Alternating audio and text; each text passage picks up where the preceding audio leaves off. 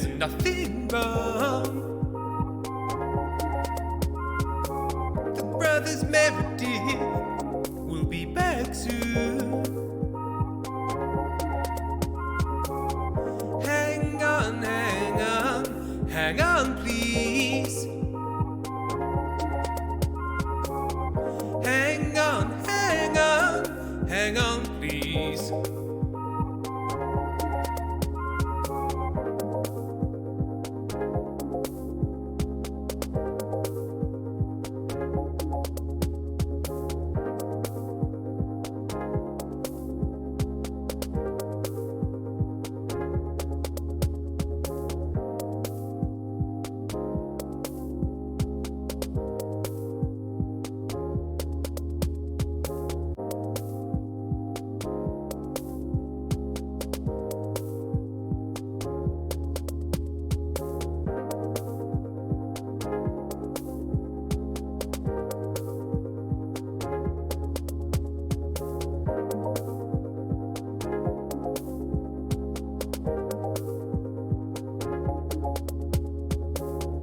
Don't worry, there's nothing wrong. The brothers Meredith will be back soon. Hang on, hang on, hang on, please. Hang on, hang on, hang on, please.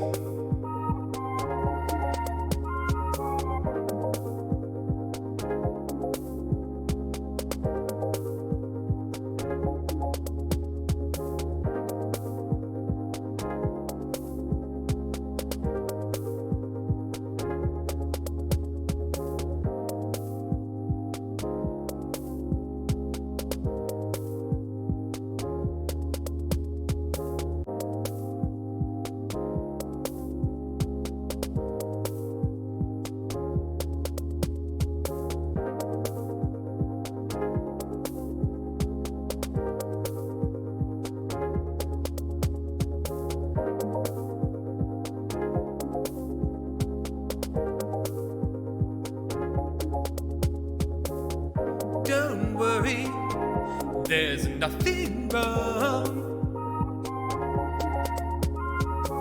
The brothers Meredith will be back soon.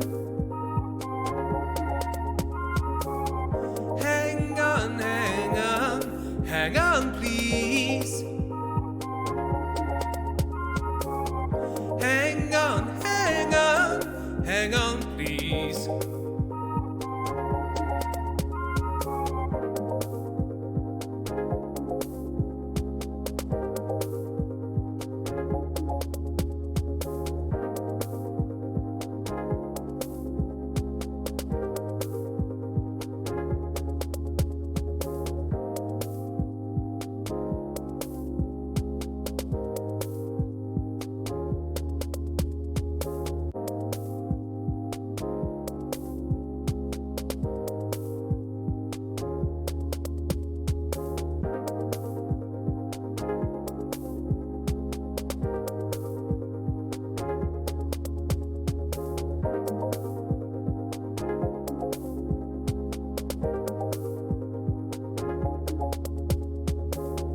Don't worry, there's nothing wrong.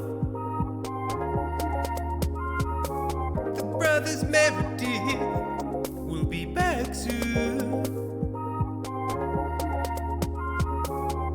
Hang on, hang on, hang on, please.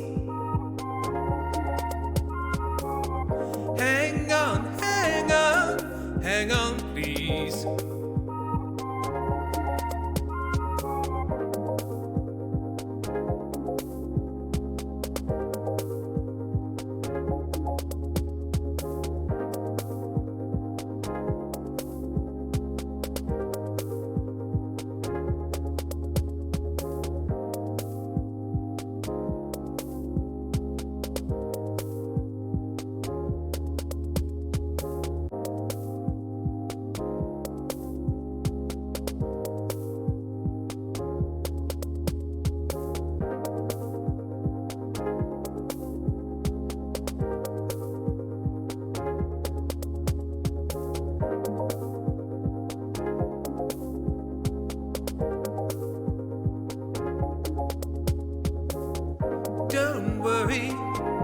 there's nothing wrong.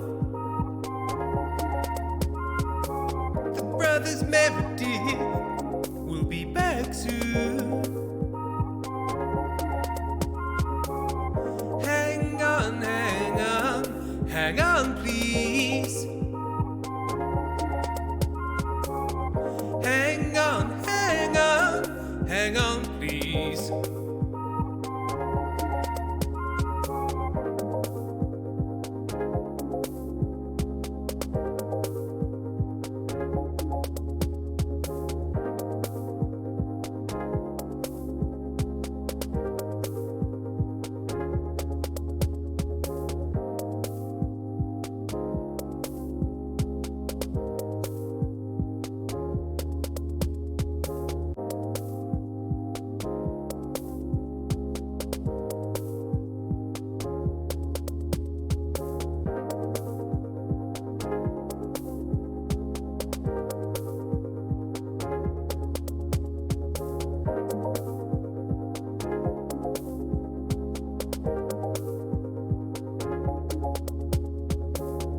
Don't worry, there's nothing wrong.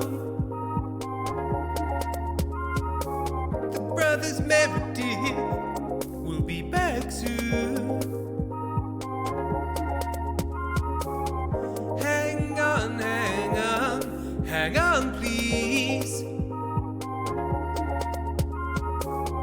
Hang on, hang on, hang on, please.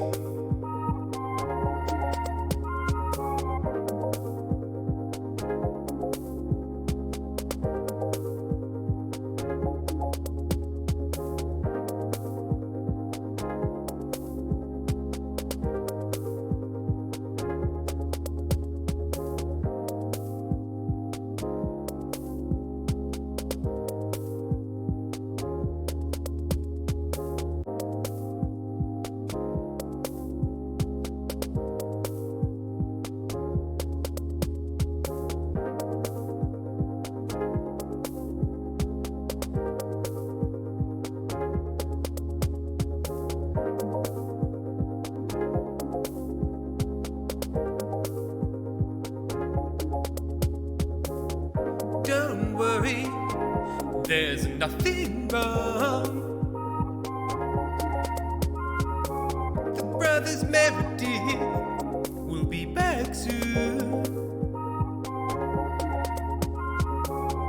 Hang on, hang on, hang on, please.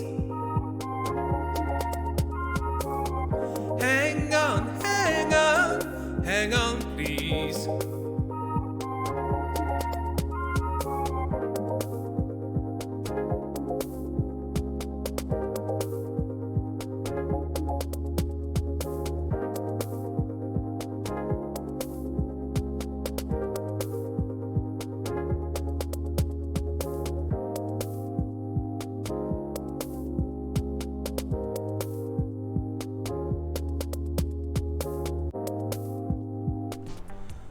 Hello everyone, and welcome to the stream. Hello Sam.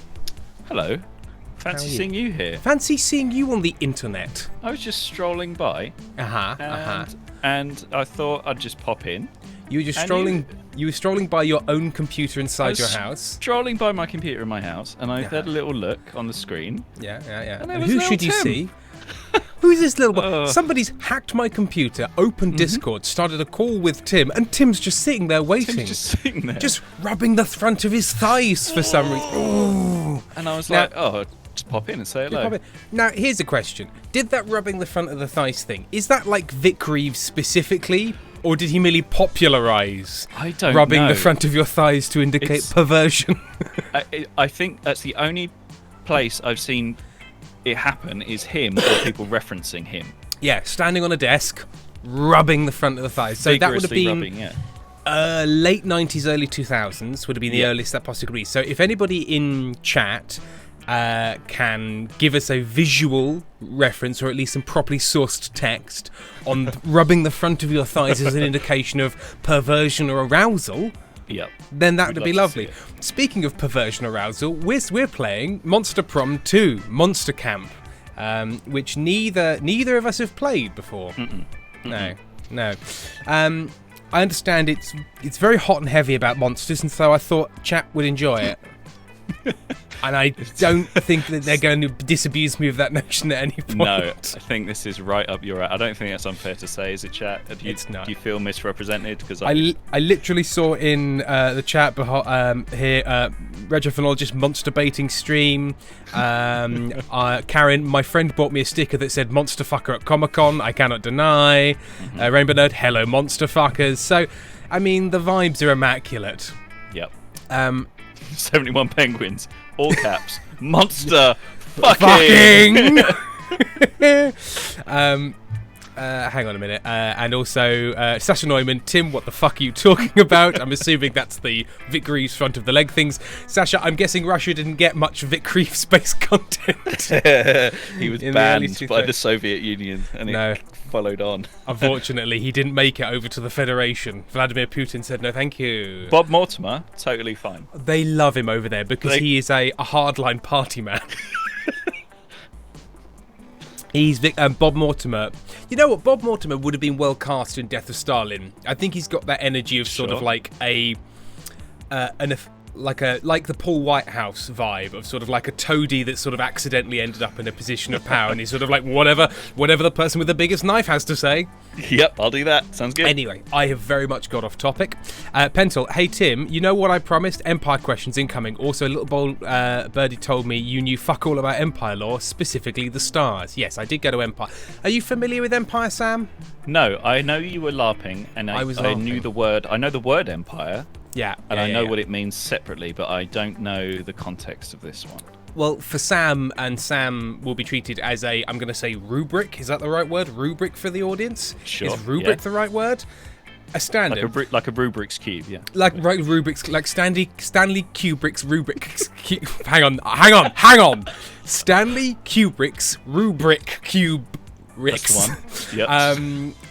Empire is a very large LARPing, live action roleplay event up near Silverstone, which I went to with Ben and a big gang of folks, and I was a kind of a bookish battle mage. So this is medieval stuff, right? It's fantasy stuff with a medieval vibe. Medieval onwards, because again, like some people are kind of like 17th century Renaissance dandies, other people are elven woodfolk. Right, but it's not. Question mark. Right, yeah, it's not modern day. It's not people who are a little bit too happy to be dressed up as Nazis or something. It's definitely not that. Although the Empire, being an empire, is a little bit fascistic, but not in a way that anyone's supposed to enjoy. One quick thing I did buy today, because you've got to wear vaguely appropriate footwear, but wearing big leather boots in a tent, having to take them on and off is very unpleasant. So I've bought my first set of sort of like. You know when somebody who's 40-year-old decides that they've given up on life?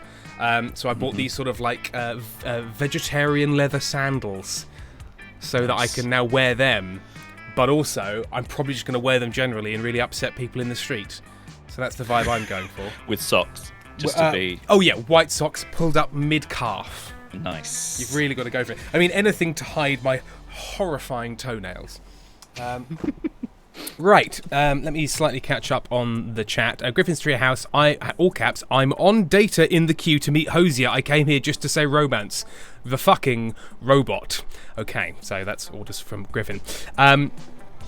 Moose, Justin, in addition to Czechoslovakia, Sam also forgot the Soviet Union is gone. He mentioned the transition. I mentioned it. I know it went. He knows. He's kept his... I know. He knows. I watched Chernobyl. He's not... Because at the end of Chernobyl it says, and the Soviet Union fell. BT dubs. No, I read the book. I wrote a book about Chernobyl. What was it called?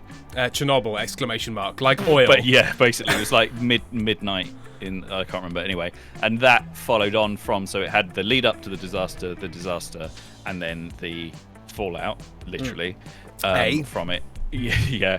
And that... It was about how that probably contributed significantly to the fall of the Soviet Union. Because of the incredible cost of trying to sort that all out. Yeah.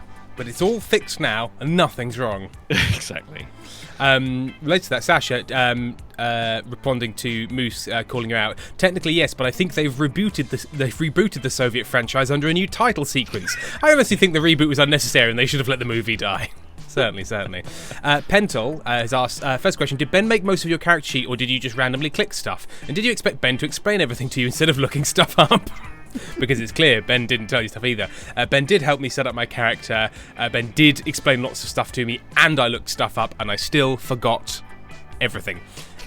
That's just how it is. Restless Child, those are Birkenstocks. No, they're not Birkenstocks. Birkenstocks is a brand. These are from the Vegetarian Shoe Shop, and they have the words vegetarian shoes on the soles. The one in the lanes. The one in the lanes. So if you were looking to assassinate me, you missed your chance today, where I was in the Vegetarian Shoe Shop for like 20 minutes.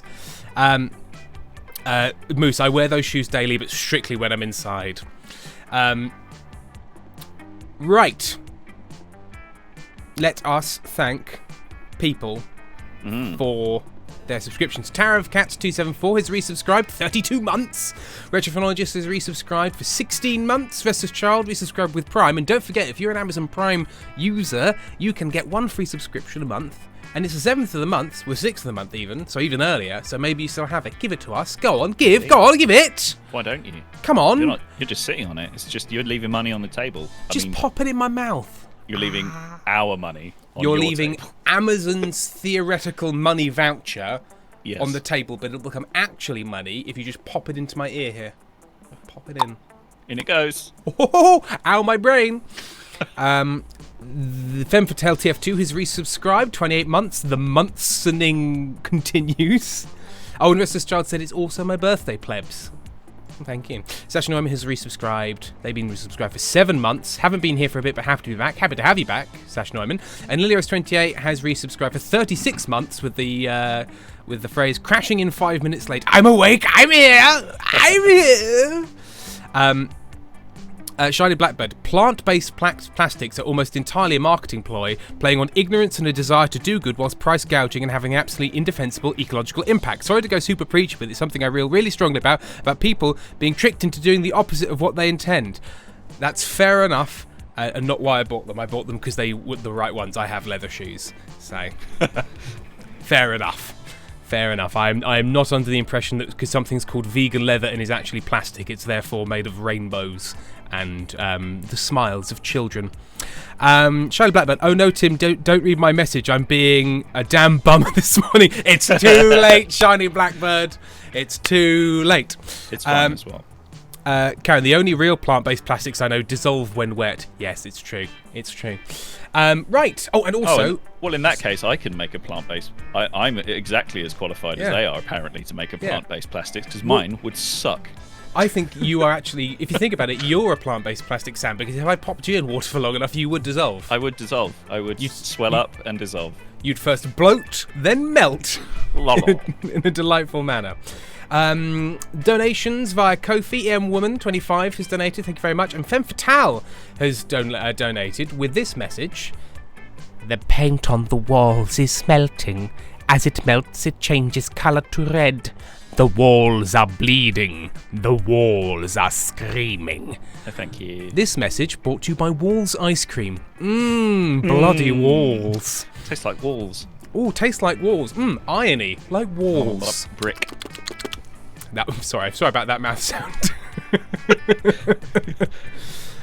Moose, make them from fruit leather. Oh, delicious shoes. Oh, it's like fruit by the foot. Aren't bananas like banana skins? What's left behind can be used for like building because it's incredibly tough and fibrous. I'm sure, but I imagine those things you shred them for the fibre and then you mix them with something else. With them. Like you might mix it with you might mix it into concrete, for example, and then the fibre, like you mix hair into concrete and it makes it very, very strong. I beg your pardon. For example, you mix hair, horse hair, wool, anything, any kind of strands of hair. Somebody you could use human hair. Cracks open a brick. Some archaeologists just like open a brick and it's full of horse hair. Not every brick. But you can strengthen bricks with hair. I don't. No, I'm choosing to ignore that. You're choosing to ignore it. I'm choosing to. Because you don't want to. It's not like you open the brick and there's a full wig in there. Like it is a. It's like it's strands. I had a dream, a very vivid dream once about trying to patch a wall in a rental home by mixing jumpers and concrete together, and like just having to like, you know, it was the I'm running out of time stress dream thing, and I had to like massage the concrete into the jumper and press it into the wall, and it didn't work, and the jumpers kept It falling didn't out. work? It didn't work, no, funnily enough. But yes, a very vivid memory of that. Very vivid. Ashbrout, they use fiberglass in concrete sometimes for that exact reason. That's fun. Bookworm, what you can do with hair is so cool. I like this phrase, hair work. Fascinating. Sure, like jewellery and stuff, yeah. Very creepy. Great hair work. Great. Hey, strong hair work there. Yeah, like the Victorians would do stuff with people who had passed on. They would make jewellery out of their hair. That is slightly creepy. Yeah, but I suppose the Victorians were obsessed with death. And they food, were. So. They were. And weirdly, and this is actually an interesting fact, the Victorians were obsessed with death. And so obsessed with death, you can no longer find any Victorian that isn't dead. I actually think that's quite interesting. That is quite interesting. Just think about that for a minute. Yeah. Restless Child, Sam, do you understand what violin bowstrings are made of? Or many high-end paintbrushes? Yeah, that's all right. No, that's okay, because that's sort of, they're all kind of facing the same direction, and they're kind of like on a bowstring, they're taut, and that's fine. No, I'm okay with that. That's fine. It's when it's a clump. So you're okay with hair on the rack, but you're not okay with hair in the Iron Maiden? No. Okay. Well, it's just good to know where we fucking stand, I suppose. Sorry, I missed Pentol's message, and you have to read out Pentol's messages, because Pentol's the moderator. Yes. Imagine making a house out of banana peel, okay? And then a horse comes along and fucking bites off a chunk. Now, Pentol wants you to imagine that. Okay, hang on. Huh? Hey! That's my house! Hey, stop that. And Sasha Neumann is currently having a total breakdown about NBC's Hannibal. Right, well, I think that's enough of that.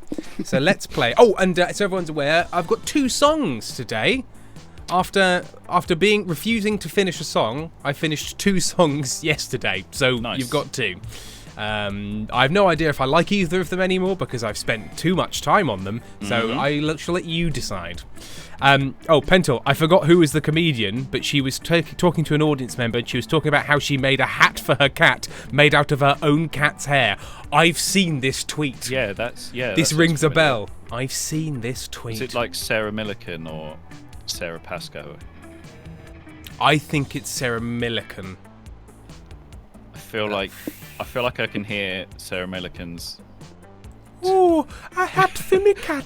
Charming voice. I made a hat for me cat. You fucking prick, I made a hat for me cat. It's like Don't be an ass. Everyone who has their call centres in that part of the UK, because you can't be mad at those people. You can't be angry. They've suffered so. Pet. Pentel, yes, it was Sarah Millican. And apparently Mariah Elizabeth did some of that. Yeah, Pentel said it was her. It was her. As does Lady Kiwi. Anyway, we're playing a full game of Monster Prom. Right. Camp Spooky. The stage of some of our dearest summers. Back then we were young and unafraid. With school far away, everything seemed possible as the sun embraced us on our way to camp. I've just realised that's underneath our faces. I'm going to pop us up there and then minimise that. Hopefully we're not in the way of anything up there. We'll find out. Summer has that distinct power, doesn't it? You live for the days whilst the nights inebriate you with possibilities. Do you feel inebriated with possibilities, Sam? I do. I'm regularly paralysed by indecision, so yeah. Do you feel drunk on opportunity? It's more like a kind of deep panic at all the things that could happen. Yeah. Because a choice is a choice you could make wrong. Yeah, exactly. Even when it doesn't matter. Even when it doesn't matter, especially if it doesn't matter for some reason. It's like life could take a turn at every corner, and for us, it did. Right, who do I want to be? I'm going to be a Zomboy. My name is going to be Zomboy. Oh, I have to click it. Oh, no. Zom, and then B-O-I. There's a sad, sick. There's a sad, sick. Little. It's a sad Erin. I don't bend down. Hang on. Hang on. Oh, you're in frame. Erin's spine's gone. Oh no. You can't really bend down, can you? Can't You put that. Hi, Erin. Has your spine gone whoops? It's gone whoops. It's gone whoops. Did the man make the spine less whoops? It made it less whoops, but it's Less still whoops. quite whoops. Yeah. Oh, you can't fix a spine just with one man. No, one man is not equal to yet no whoops.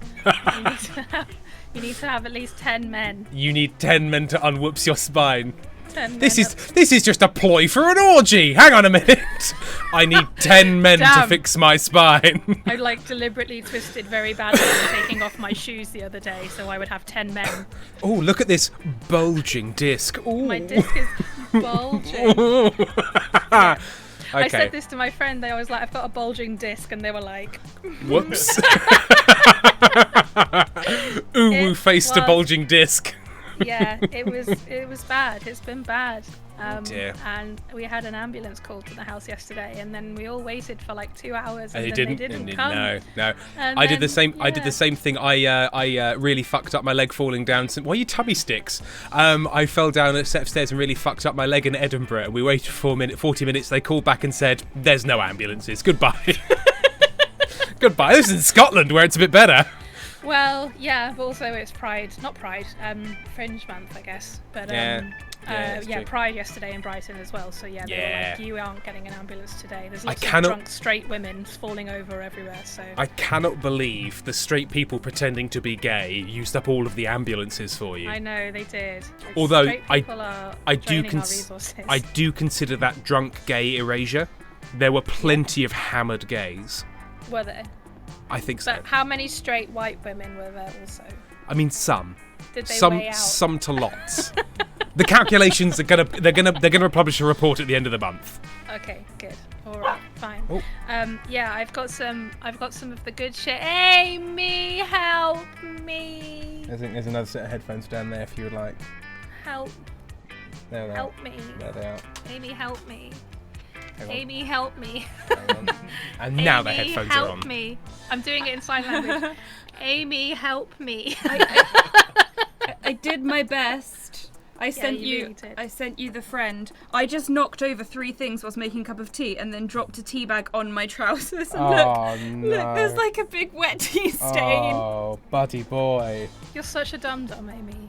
Yeah, Like, you can't with see the- where I dyed my head though, so that's fine. That's true. My fringe covers it. Amy earlier on was in the group chat saying something smart, and I was like, "You're super smart, Amy." And Amy was like, "Yeah, I dyed my forehead brown earlier, so I needed to feel smart." Also, Like, oh dear.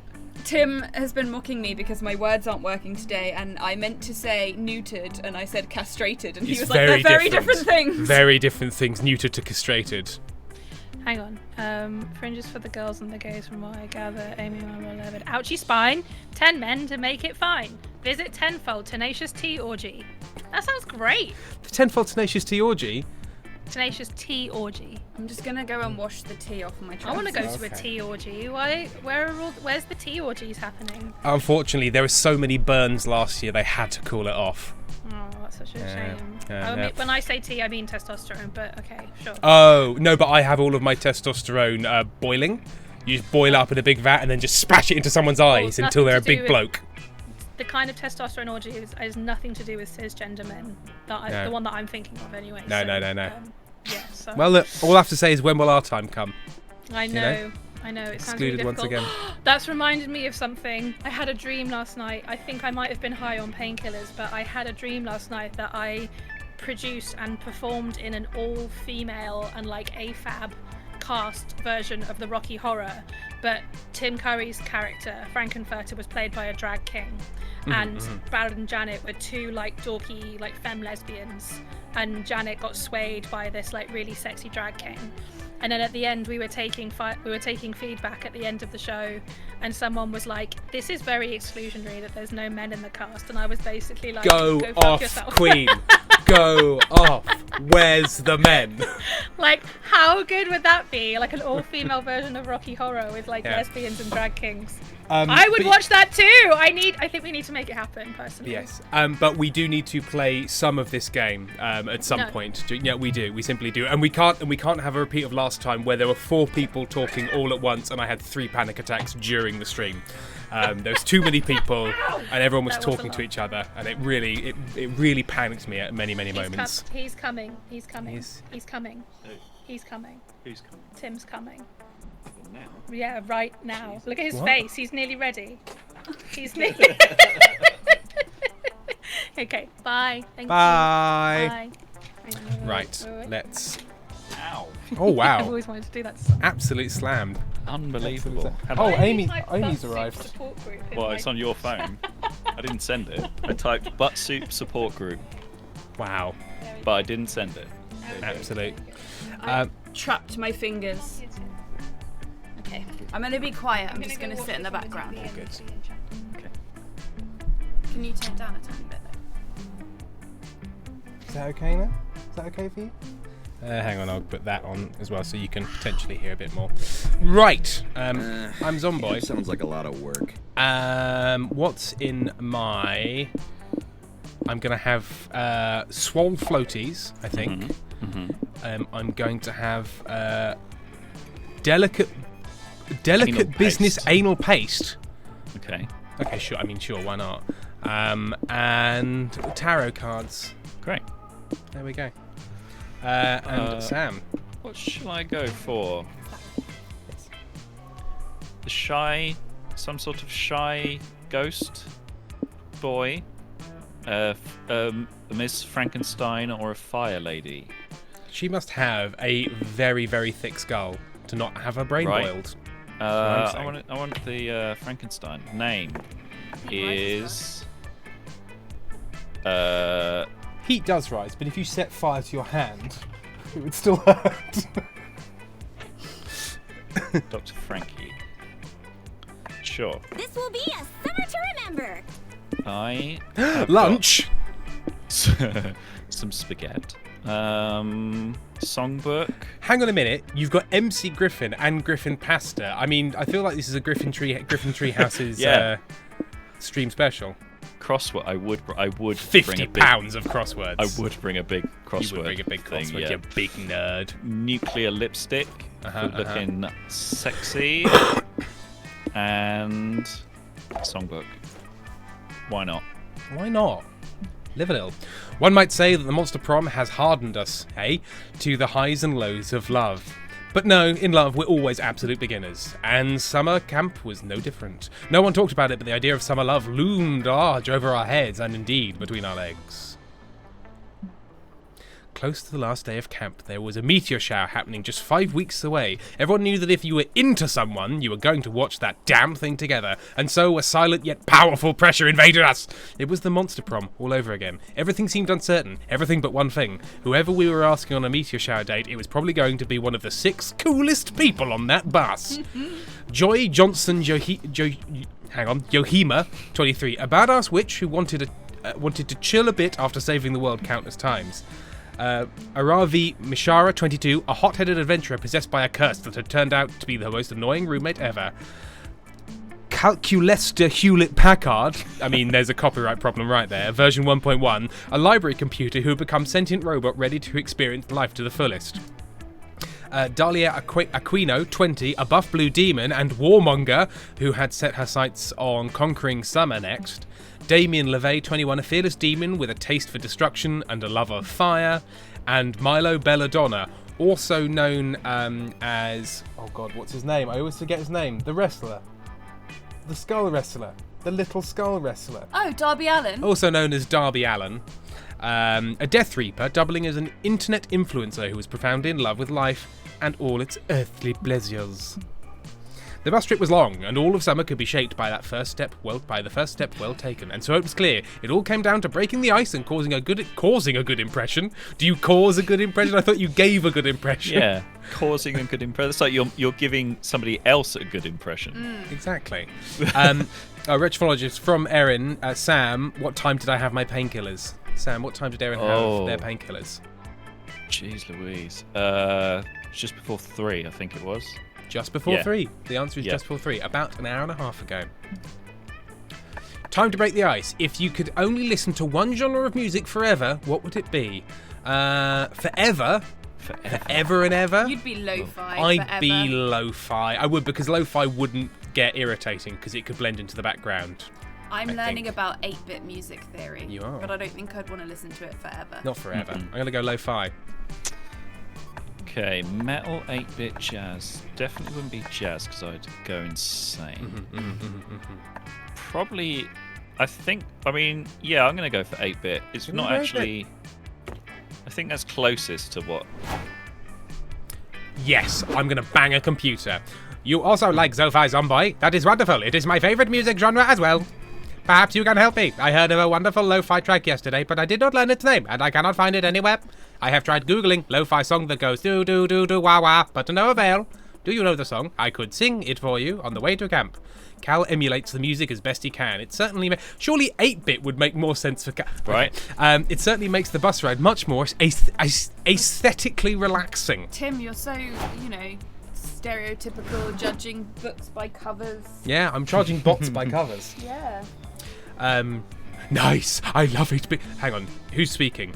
Yeah, I'm going to stick with this voice. Nice. I love 8-bit music too. It reminds me of a simpler time.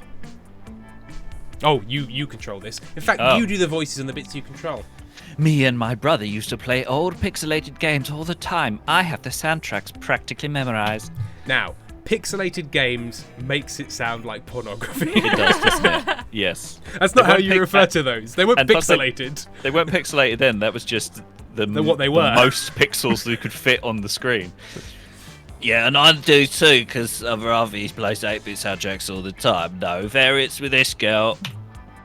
What can I say? I'm a woman of routine. So, Dr. Frankie, want to binge the Castlevania OST? I do, actually. That was pretty good. I think they've with me on the way to camp. They've seen you. They've seen right through you, Sam. Erin, I'm a computer. I'm a computer-y guy that we're going to fuck. We only had 5 weeks left to woo our crushes and conquer their hearts, but as I already said, we were young and unafraid, and we were ready to start. Right. How does this work? Right, I've got smarts, boldness, creativity, charm, and fun. I'm very fun. I'm not very creative, though. Do I go to the woods, the lake, Camp Dome, Manor, or Scoutish Go? I'm going to Camp Dome. Today at Camp Dome, the game is Charades Extreme. It's just regular charades, but apparently they love to streak extreme onto any classic game. It's your turn to get 3 times the charm. 3 is easy to convey just by using your fingers. But charm is harder. To get your team to guess it, you act as if you were more charming than you really are. You managed to do that and gain 2 charm by playing that role and bring your team to victory. Hooray! You managed to extricate yourself from that situation just in time to nearly trip over Calculester. He's crouched on the ground, intently studying his glass prison full of ants. I mean, his ant farm, that's what those are called. Calculester 2.0. Oh, friend Zomboy, how pleasant to see you, probably. Thing for my ants. As you can see, I am once again attempting to understand the complexities of organic life by way of this ant terrarium. Their brief, numerous lives provide the perfect data set for training my neural net. Oh, my neural net. If only all beings died and reproduced so rapidly. You have a new subscriber. I have a new subscriber. Well, not a new subscriber, but they subscribed again. Thank you, Mad Thomas Roberts, for resubscribing. They've been subscribed for 28 months. Greetings from the Pensick War here outside Pittsburgh. The Pensick War? Go Steelers. Go Steelers. Love you all. Thanks for laughs and feels. Well, thank you, Mad Thomas Roberts. Thank you very much. In the course of my research, however, I have begun to worry. Are these ants spiritually fulfilled? Tell me, Zomboy, as an expert on organic life, does spiritual fulfillment consist of dragging food through tunnels and then vomiting it into the mouth of your all-powerful queen? You're not sure if you even have a soul, let alone spiritual fulfillment, but whatever it is, it's probably not the vomit things. You tell him so. Dear. Oh dear. Oh no. If my little ant friends were not spiritually fulfilled, how will I ever be able to deduce the true nature of happiness from their behaviour? Friend Zomboy, please help me. How can I catapult this humble ant society into the higher plane of existence? Your first thought is with an actual catapult, but Damien borrowed yours for homework a few weeks back and never returned it. Time for plan B. The ants need to look forward to something besides eating and dying. Introduce them to the Word of God. Help the ants appreciate the zany side of work by creating and producing The Office, but for ants. Now, we have seen the evil that creating and producing The Office can release upon the world. Whereas I think religion has had a much less negative impact than Ricky Gervais. I don't know. It depends if you're recreating the English Office or the American Office. Well, yes, I suppose so. But Is this an American game? I don't know. I suppose it must be because of Prom. Yeah. And I mean, Camp. Steve Carell is better than God, I suppose. And again, low bar. All right, we'll go with that side. The Office. Oh, not so creative. This is why I consult organic beings whenever possible. I would never come up with such a solution. I did give them my tiny ant-sized I did give them all tiny ant-sized televisions because staring at screens seems to be one of the main ways organics express their self-actualization. But I never got as far as to actually broadcasting anything on those screens. It's a brilliant idea. Bolstered by Calculestis' encouragement, you set about creating a hilarious slice-of-life comedy starring John Krasinski, John Krasinski. No, not John Krasinski. They've gone with John Krasinski, Krasinski, Jen Ant Fisher, and regular Steve Carell somehow. The Office But for Ants is a huge success. The ants share their favourite gifs on Ant Twitter and compare the drudgery of their own work to the hilarious drudgery of the TV show. This is fantastic. A simple creation of wacky facsimile of the ants' dull and unfulfilling lives has somehow made them more fulfilled. But this delicate equilibrium is short-lived. Soon Office Mania reaches such heights that the ants aren't content to just watch it. They want to live it. You watch in horror as the ants create tiny ant offices filled with ant copy machines and bureaucracy and ant-ennui. Ant-ennui is actually a very respected chef. Long before the ants are so busy before long, all the ants are so busy filing reports and competing for meaningless promotions that they forget to gather food. Oh dear. Oh dear, that scream. Oh no, the ants are in danger of dying because of too much capitalism. Quick, introduce them to a more wholesome entertainment property. In a desperate bid to save Ant Society, you broadcast the 1998 DreamWorks animated feature Ants. The good news is that it reinstills the value of ant-related activities in the populace. The bad news is that the movie sucks so bad it destroys their faith in entertainment forever. In fact, merely handling the Ants DVD has sapped you of 2 smarts and 1 creativity.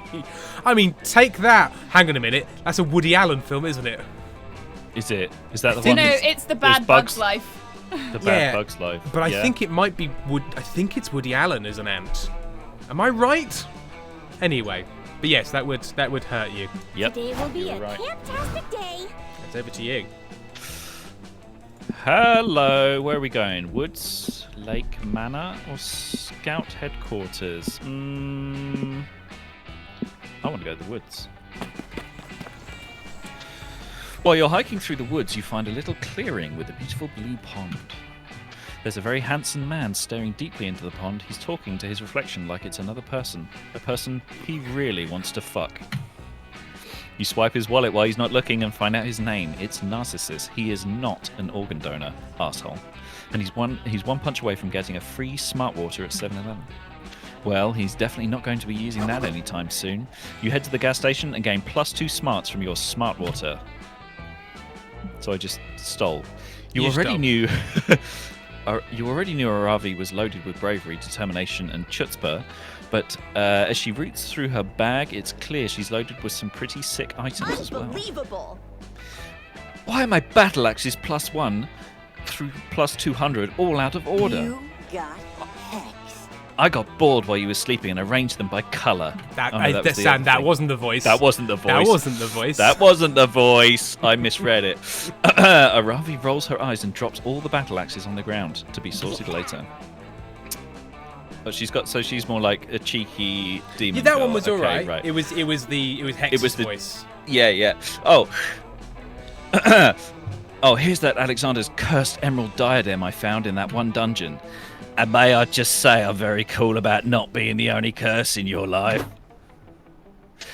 Mrs. Mishra, how dare you litter on the hallowed grounds of Camp...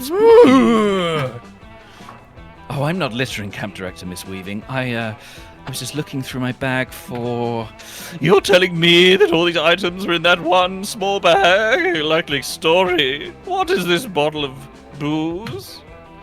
That's not booze, that's my therapist. Then you need a second therapist to help you deal with the fact that you keep getting your first therapist trapped in a bottle. Oh. If that were true, which it obviously is not, I can prove it. Let's see exactly what kind of spirits are in here. If it's Mrs. Geist's toilet wine again, I swear. Try to listen to your inner self. Camp Director Miss Weaving raises an interesting point about keeping me in a bottle, Rarvy. Do you think you feel the need to keep people physically tied to you because of your brother Salil's disappearance? So, you didn't sneak booze in, you snuck a pet into camp? That's even worse! I don't think you can say anybody who has like a tiny mouse, like a tiny notepad and is writing a pet. Yeah. I'm confiscating it immediately. She's not a pet, she's my therapist, and I'll prove it by showing how calm and level-headed therapy has made me. I've been working so hard at therapy, and I'm getting so good at therapy. I appreciate the enthusiasm, but therapy isn't something you get good at. Wrong. Wrong. No, I'm slaying therapy, and I'm going to prove it by Dr. Frankie. How am I going to prove how good I am at therapy so Miss Weaving gives Nora back? Oh dear. So you've done a dream interpretation in therapy, right? Demonstrate analysing the shit out of a dream. This may not be spooky high, but you can still ace a test. The ultimate test, the Rorschach test. I'm going to go for Rorschach, because there's nothing better than debunked methods. It's great. And then just some light, what's the cranium one? Phrenology. Phrenology. Just some Yeah. light phrenology. Oh, hell yeah. Rorschachs are the test of therapy. The tests of therapy and tests are like the final bosses of school. What? You know that amazing feeling you get when you clear an area and you get to see that your percent completion and you know you've destroyed all your enemies and then you get to move on to the next thing. Hey, why do you think you feel the need to measure everything in percentages and accomplishments? The real dungeon is within yourself. It may be beneficial to consider that some journeys in life have an inherent value just by going on them without focusing on some We are end totally goal. with you, Lane. Sure. Tell it to the letter grade system and game unlocks. Rorschach time, baby! You don't need to be told twice. You immediately hold up the first picture. This kind of looks like Dr. Frankie on some kind of flume ride at an amusement park. You nod thoughtfully and hold up the next picture. This one gives me a lot of very spooky feelings. To me, it looks like a sheet with 2 holes cut in it, being worn as a ghost disguise by a Dr. Frankie-shaped figure. All right, mate. I'm not... Okay. This one looks like, let's see, Dr. Frankie releasing an eldritch deity from its totem. And that one looks like Dr. Frankie taking a dead body to prom. And that one is very clearly Dr. Frankie with a shopping cart full of guacamole, marbles, and penguin masks. Kinky. You do realise that Dr. Frankie is very clearly just holding up pictures of herself, right? Yes, and I'm describing them perfectly, or what? Hey, listen. Hey, Aravi! Surely you must understand that this isn't a legitimate Rorschach test. Oh, a critical hit. Acing a Rorschach test consists of looking at pictures and accurately describing what you see. I am doing that, therefore I crushed it. Right? Everyone tell me how good I am, how good I did at that test, and therefore therapy, and therefore life. Right? It's You know too real. what, Mrs. Mishra? I'm going to go ahead and restore possession of your little bottle therapist unto you. You clearly have some things to work Play through. the game. Yes! Thank you, Dr. Frankie. You look great in all those Rorschachs, by the way. That compliment alone gains you +2 charm and +1 You've done boldness. very well out of all of this. Who needs therapy when you can improve your personality with points? Trade places. Everybody chooses something bad. Say your choice out loud to the other players before clicking. Okay. Player order is decided based on how wary you'd be of taking Talking Otter, who suddenly appeared one day offering to take the bad thing from your life away, and if you make him pasta every day, start debating now. Oh, I would not be scared of that at all. No, I think that would be a lovely friend. Sam, would you like an otter that would take away the bad thing if you made it pasta? So I have taken. So it takes away all the bad things, but gives me No. this one. the bad thing. So I'm guessing The bad one. thing. Just Oh, one. the Assuming there's one bad thing, but I do end up with a different chain around my neck. Yeah, a pasture-demanding otter. But it is an otter. But otters It is an do otter, smell. that's pretty cute. And he'd be holding up a little bowl with his little hands, that'd be pretty cute. I'm not Now going. imagine waking up in the morning and the otter is on your chest slapping you around the face repeatedly with a bowl. I'm gonna. I mean, you've already got that. It's called Monty. Yeah. Oh, yeah. That's right. That's having a pet. Oh, Yeah. So many choices. Right. So I'm going to. I've got a lot of fun and charm. So I'm going to go to the lake, the most funny and charming place there is. You decide to bring a metal detector to the lake that day. You scour the beach for buried treasure. You find a keychain, a tin box of stale cookies, which you eat anyway, a glowing chalice that the Knights of the Templar come to confiscate for some reason. Best of all, you manage to find some genuine silver-plated fun. Oh, sorry. You have a pronunciation thing Oh, hang on. in the chat. Rainbow Nerd.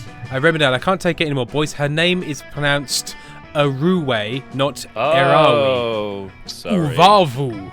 Aruwe. Iranu. Arui? Arui. Aruwe. Arui. Arui. Arui. Whatever you're saying, it's wrong. It's Arui? wrong. Arawe. Arawe? Double R. It's Arawe. got to be a ra. Arawe. Arawe. Arawe. Raymond, we need more information. Sasha Neumann has We're said clearly lost. couples therapy is actually about who of the two can win therapy faster. It's not a surprise that I am Wendy and divorced. Tim aren't going. Yeah. We would be very Tim would competitive. want to win therapy. Whoa, just me? You'd be worse than me. Well, yeah, you've had more practice.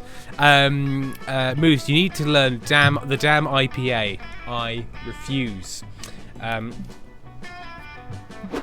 Back at your tent, you spot Calculester fiddling with his ant farm. He's so tender with those small leggy boys. Oh, hello, friends on by. I was just deriving useful insights about organic life from my ant terrarium. Initially, I was worried that these tiny six-legged creatures might not be a fitting analogue for more complex life forms. But... Aroe? Aroe? Aroe? Aroe? Oh, hang on. Lily Rose 28 is sharing California Roll the Cat. Oh, upside down kitty. Chin. Kitty chin. Rossi Birdie Caldo's a very low cut for swim briefs. He knows. Six-legged creatures where it counts. Concern averted. Lately, I've been focused on giving my little ants the happiest lives possible. If I can just optimize their tiny ant lives, it will help me understand how to make my larger friends happier as well. Recently, however, I've run into an obstacle. As everyone knows, the happiness of an organic being is directly related to how efficient it is at working. And my ants are quite efficient. I hardly know any humans who could vomit so much material into the mouth of their exalted queen. But I fucking come to Britain, mate. But I wonder... That's why she died. But I wonder, are my ants as efficient as they could be? Surely there must be room for improvement, but I've tried everything I can think of without success. Transmitting a mathematical formula for organization, efficiency didn't help. Neither did telling them to do their best in binary. Are we? What? Are we? Are we? I'm still trying, sorry. Are we? Say the letter Are R we? and then add we at the end. Are we? Are we? Okay, are we? Are we? Moose. Oh, Englishman proud and confident about his ignorance. How unique. There's a kitten now. The kitten. Oh, hang on. Femme fatale. Femme fatale, newborn kitten. Oh! That's a tiny kitten. Oh, A tiny little sausage. Baby. I'm at a loss. Well, Calculester set the bar pretty low in terms of workable solutions. Surely you can think of something that will make these ants into harder workers. A yearly company retreat to Miami. The anticipation alone will fill them with determination. And the fantasy of a meritocracy. I mean, all of my choices seem to be horrible. What terrible trauma do you want to inflict Are we gonna? on these creatures? Yeah, is it sort of like coffees for closers, company retreat thing, or just the fantasy of meritocracy? I mean, the fantasy of meritocracy is slightly more all-encompassing than just going to Miami, because Miami is it's not nice. It's not a nice place. So I'm going to go meritocracy. Do not so go to smart. Miami. Get Why away are- from Miami. All of my choices are not so smart. fuck's sake. Well, they did get rid of your smarts in the last round, so Exactly. it's only getting harder for you. What is meritocracy? That is simple, you explain. It's the idea that the most talented and hard-working people rise to the top of society because they deserve to be there. That is such a nice idea. It will creatively motivate the ants to work hard and improve themselves, but how will it teach it to them? The same way the corporate elite has taught it to everyone in the world, you tell him, through ceaseless propaganda. Interesting. I've heard it said that propaganda is usually bad, but you are my friend, and I would never do a bad thing. So I'll assist as best I can. Great, you ask him to print out 100 tiny posters that read, work hard and save diligently and you too can be the Queen someday. Hold on, that doesn't seem right. Isn't it the Queen's position determined by certain genetic markers presented at her birth? Right, let's revise that. What about, the Queen was born with the genetic markers that make her the Queen because she works harder than you? I don't know, Zomboy. Equating hard work with genetic predisposition seems a slippery slope. It seems like you're not getting your point across. One more try. Stop whining! Income equality isn't real and neither is racism. Friend Zomboy, I'm beginning to think you're using this as an opportunity to indoctrinate these impression lads with retrograde ideas. Damn, foiled again. Why won't anyone let you indoctrinate their insects with your retrograde ideas? I'm afraid I cannot allow my ants to be exposed to your deleterious influence any longer, Zomboy. If you will excuse me, I'm going to take my ants to a lecture on political economy and then to a robotic equivalent of a long shower. My disgust circuits are overloaded. 71 penguins. 71 penguins said, I don't think Tim's getting that word I'm not saying. Absolutely not.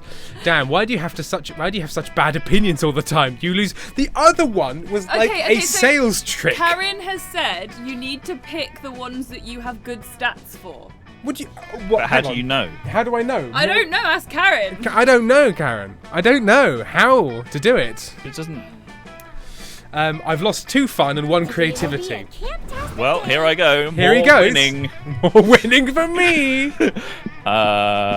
Woods. I went to the woods last time. You went to Karen, the dome. mostly just guessing. Sorry. I'm going to go to the manor, see if I can get some cool stuff. That day you explore the haunted manor's basement, only to find it has a sub-basement. The sub-basement is full of haunted chairs and a staircase to a sub-sub-basement. The sub-sub-basement is a haunted wine cellar. Sorry, The this sub- reminds sub- me of in a dark room, in a dark house, God. on a dark street. And also, thank you, Sasha, for the picture of Dash, and I did see Don Olive Oil. Don't you worry. Oh, Dash. Little flat face. That face. Sorry, Sam, go ahead. Handsome baby. The sub-basement is a haunted nightclub for ghosts who don't like wine. They serve haunted spirits. This sub-basement to the 10th power is a subway. You eat a foot-long Reuben and continue your travels. You eventually check a walkthrough and find out the haunted manor can spawn an infinite amount of sub-basements. You only make it as far as the 89th level, which is a Dom sub-leather room. You gain +2 boldness because I'm great from the horrors you witness there. He gets 2 boldness from just observing some leather. You slip away with Arawi. Yeah? Are we? Are we? Just are we? Apparently. Okay, Apparently. are we? To help her train up her dexterity by repeatedly shooting at her with a potato gun. Hex keeps eating the potato bullets, so nobody's learning anything, but you're still having a good time when... Hey, why is there a lump in the grass over there? And why is it giggling? Yeah, what's the big idea? I'm the only giggling green lump around these parts. No, Hex. Don't you see? This must be the wandering monster about to start a random encounter. Quick, let's get the jump on it. With knives. Arwie's just finished rummaging through her inventory for a knife that does double damage against green when the lump unfurls to reveal itself. Arawi, it's me. He's Arawi. Arawi is Arawi. It is Arawi. Okay. Arawi. Stop! Don't stab! Don't you recognise me, Arawi? Huh? Hex? Wait, this sudden green lump can't be Hex. Hex is right here attached to my soul, like always. Are you sure about that? Maybe that's not Hex, but a bear in disguise. It's been known to happen. Duh, I know that. I'm a wildlife expert. There's only one solution here. It's to sell my dog, and it's to stab both of you. Sell my dog to a travelling show. Yeah, that's right. Great idea. I don't give a shit about being stabbed. Who's this guy now? Wait, I mean, haha, I fooled you. It was me all along. He sounds a lot like Grima Worm. Shut up. No, very different. Very different voice. Everyone has different voices. Councillor Flodge. You tricked me with your mastery of stealth. I'm actually glad to see you, though. I've been looking everywhere. Camouflage! But you didn't find me, no matter how much you level up your search skill. Oh, Councillor Flodge Wormtongue will always be one step ahead. No other councillor is less accessible to campers. That's exactly why I wanted to talk to you.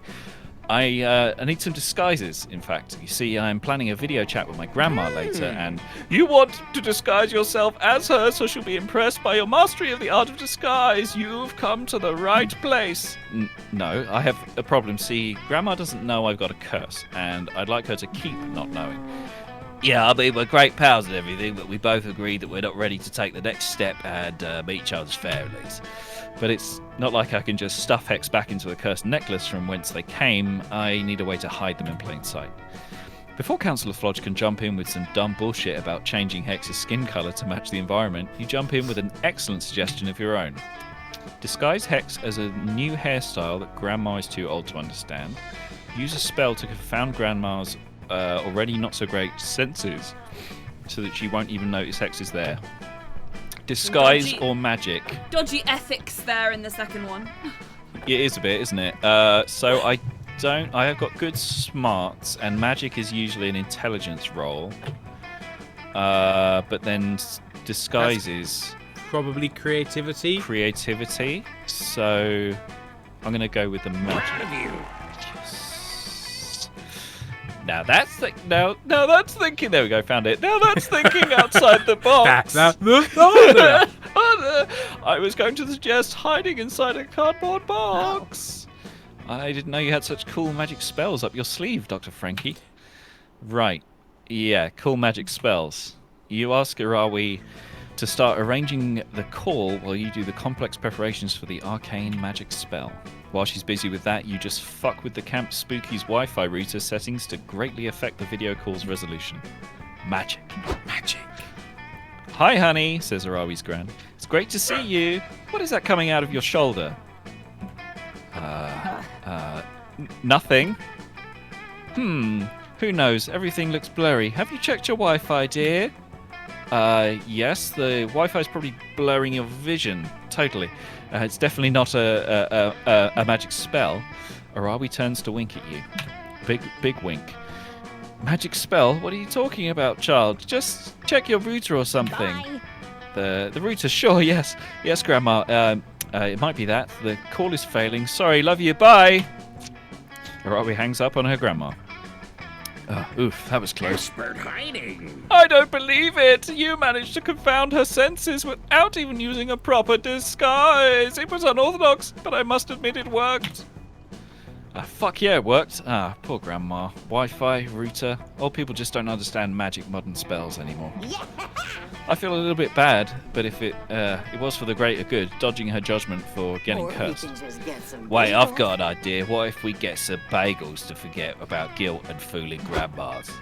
You feel a bit bad for fooling Arawi, but Hex was right about the bagels helping you forget about guilt. Hooray! You've learned nothing again. You gain a +2 creativity and +1 charm, baby. Now, Sam, we need to see that big wink.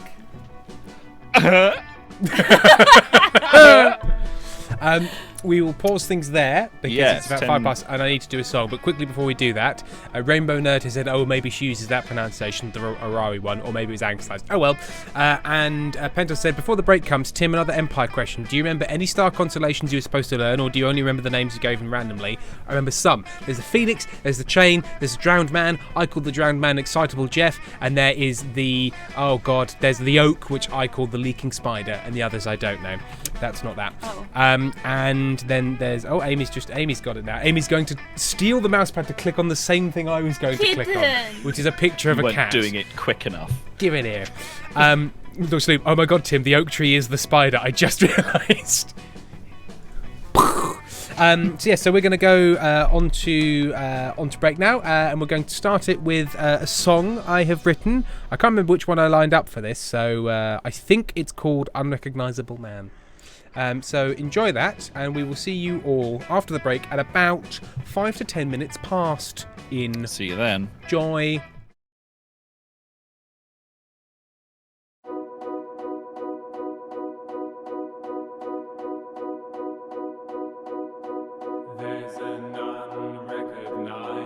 invisible man sitting in your living room, sitting in your favorite chair. You don't remember letting him in or his name, and yet he's there. He's telling you what's happening. You don't like it. You don't like what you hear, but you're paralyzed with fear. You don't like what you hear, but you're paralyzed with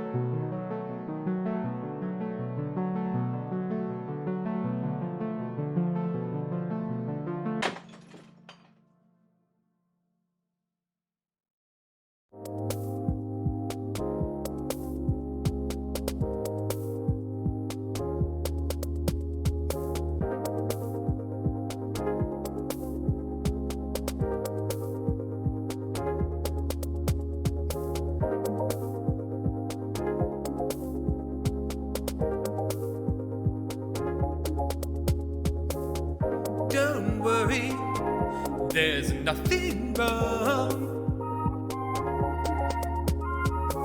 The brothers Meredith will be back soon. Hang on, hang on, hang on, please. Hang on, hang on, hang on, please.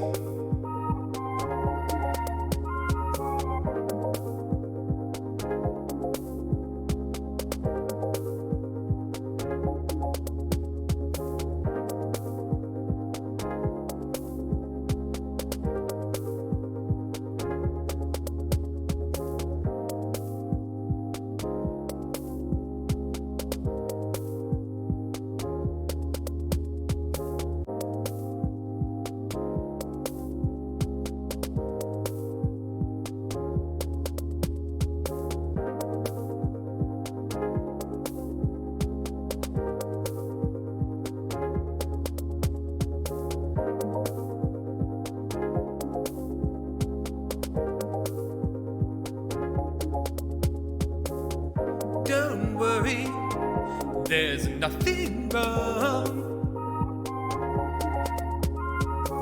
The brothers Meredith will be back soon. Hang on, hang on, hang on, please. Hang on, hang on, hang on, please.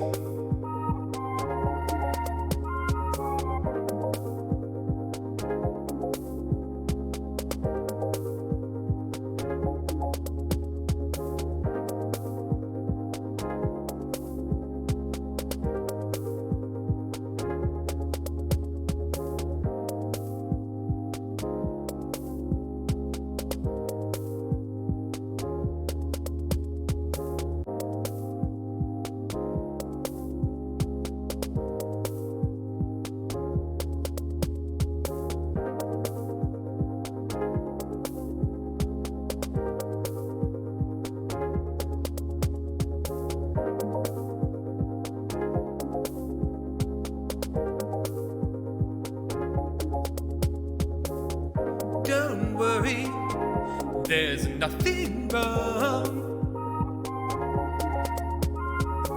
The brothers Meredith will be back soon. Hang on, hang on, hang on, please. Hang on, hang on, hang on, please.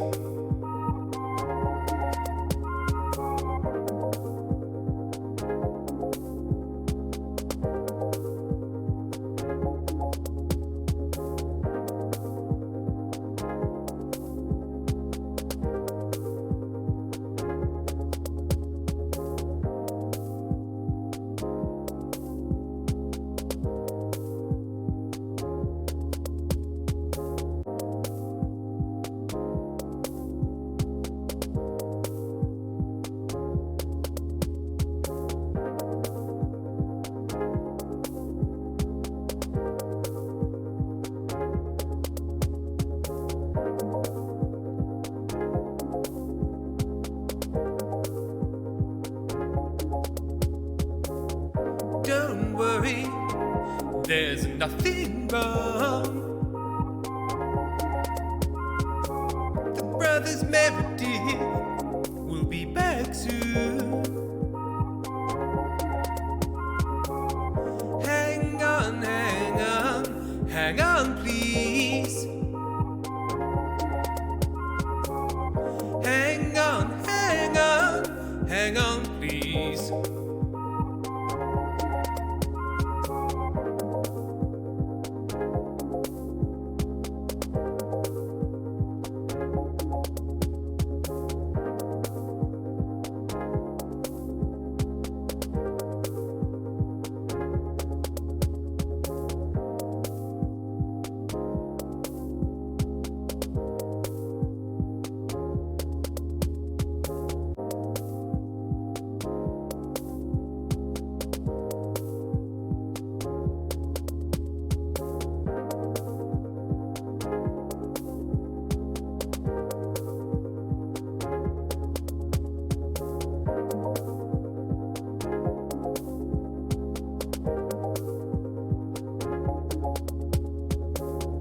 Don't worry, there's nothing wrong.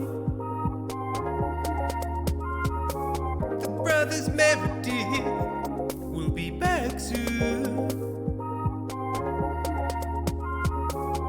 Hang on, hang on, hang on, please. Hang on, hang on, hang on, please.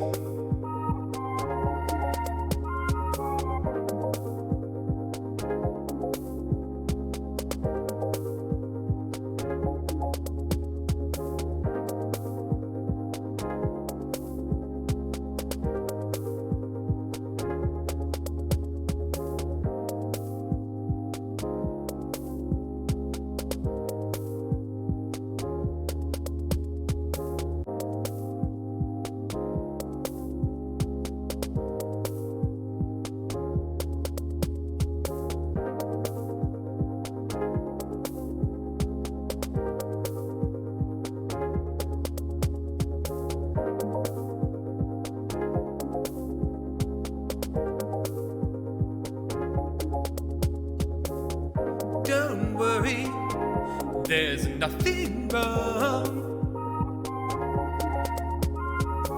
The brothers Meredith will be back soon. Hang on, hang on, hang on, please.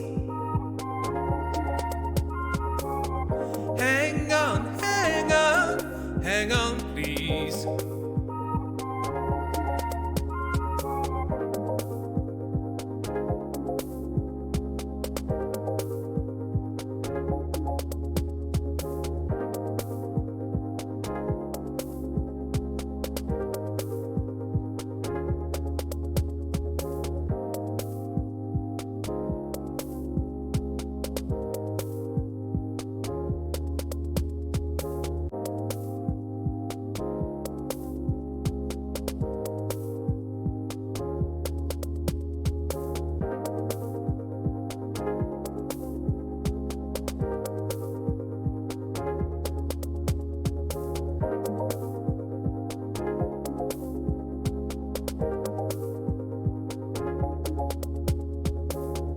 Don't worry, there's nothing wrong. The brothers Meredith will be back soon. Hang on, hang on, hang on, please. Hang on, hang on, hang on, please.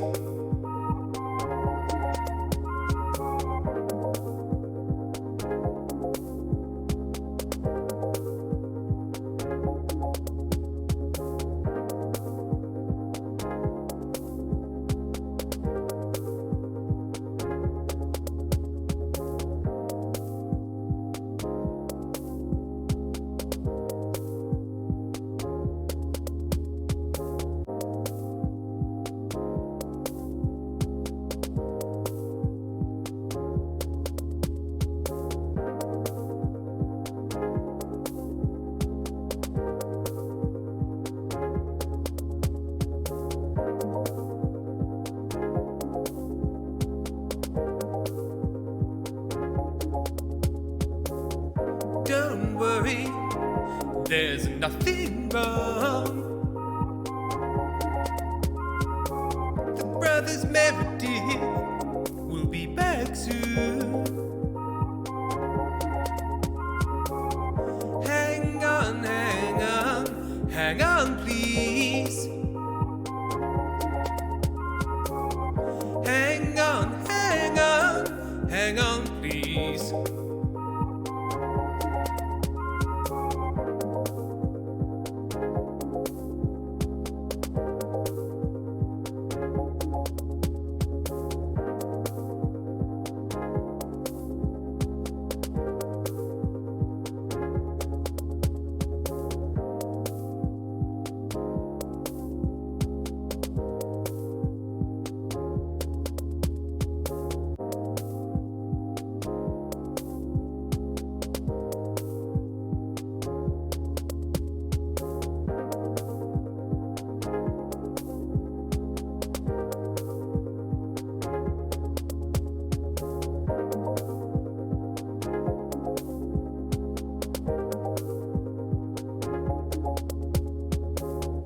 Don't worry, there's nothing wrong.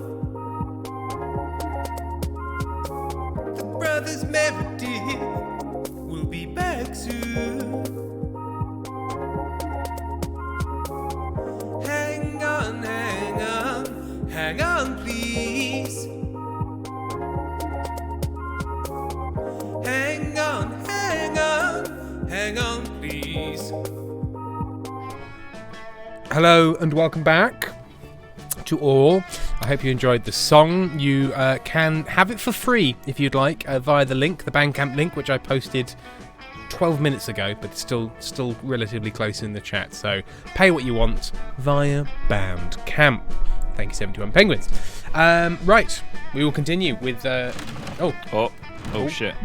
I just clicked on it to give it focus, and it. I think went you were. on. Yeah, that was that's the end fine. of that. Yeah, that was the end of that. Right. So everybody choose a colour. Say your choice out loud to the other players before clicking. Purple. I'm going to say purple, Sam. Green. Green. Green. Okay. Yeah. Play order is decided based on which colour would be the most concerning colour for your tongue to suddenly be. I think definitely green. Definitely green. Yeah, purple, because it's not that far from purple. No, now. purple could be you've bitten it. Yeah. Green is it's rotting. Yeah, green is very serious. Okay, so you're going first. I think I'm going to go first on this one. Here we go. Transfer KJ said mahogany. Right, where am I going to sit? Every single interaction I've had so far has been with Arawi. Which is who you're trying to date, remember? But am I like locked into that? Yes, you're trying. Your goal is to date Arawi. You either succeed or fail at that. Because I just want to bang that computer now, just to. You can try and cuck me with the computer if you would like. And you realize you've got the headroom because, as it were, because you've succeeded where I failed. So feel free. No, I'm gonna stick with. I think I can do it. Me and Arawi are already hitting it off.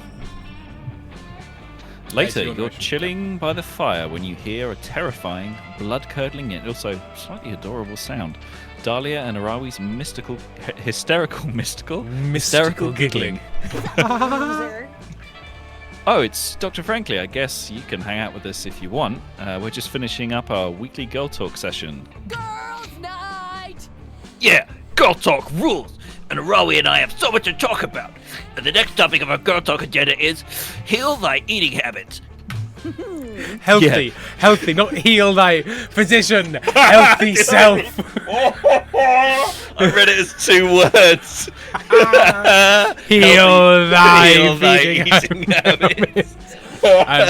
So something's in caps. Just as we have the gap, Rainbow Nerd has shouted, "There's a Mothman for sure. Restless Child, bang Mothman. Obsessed 974, I would bang Mothman.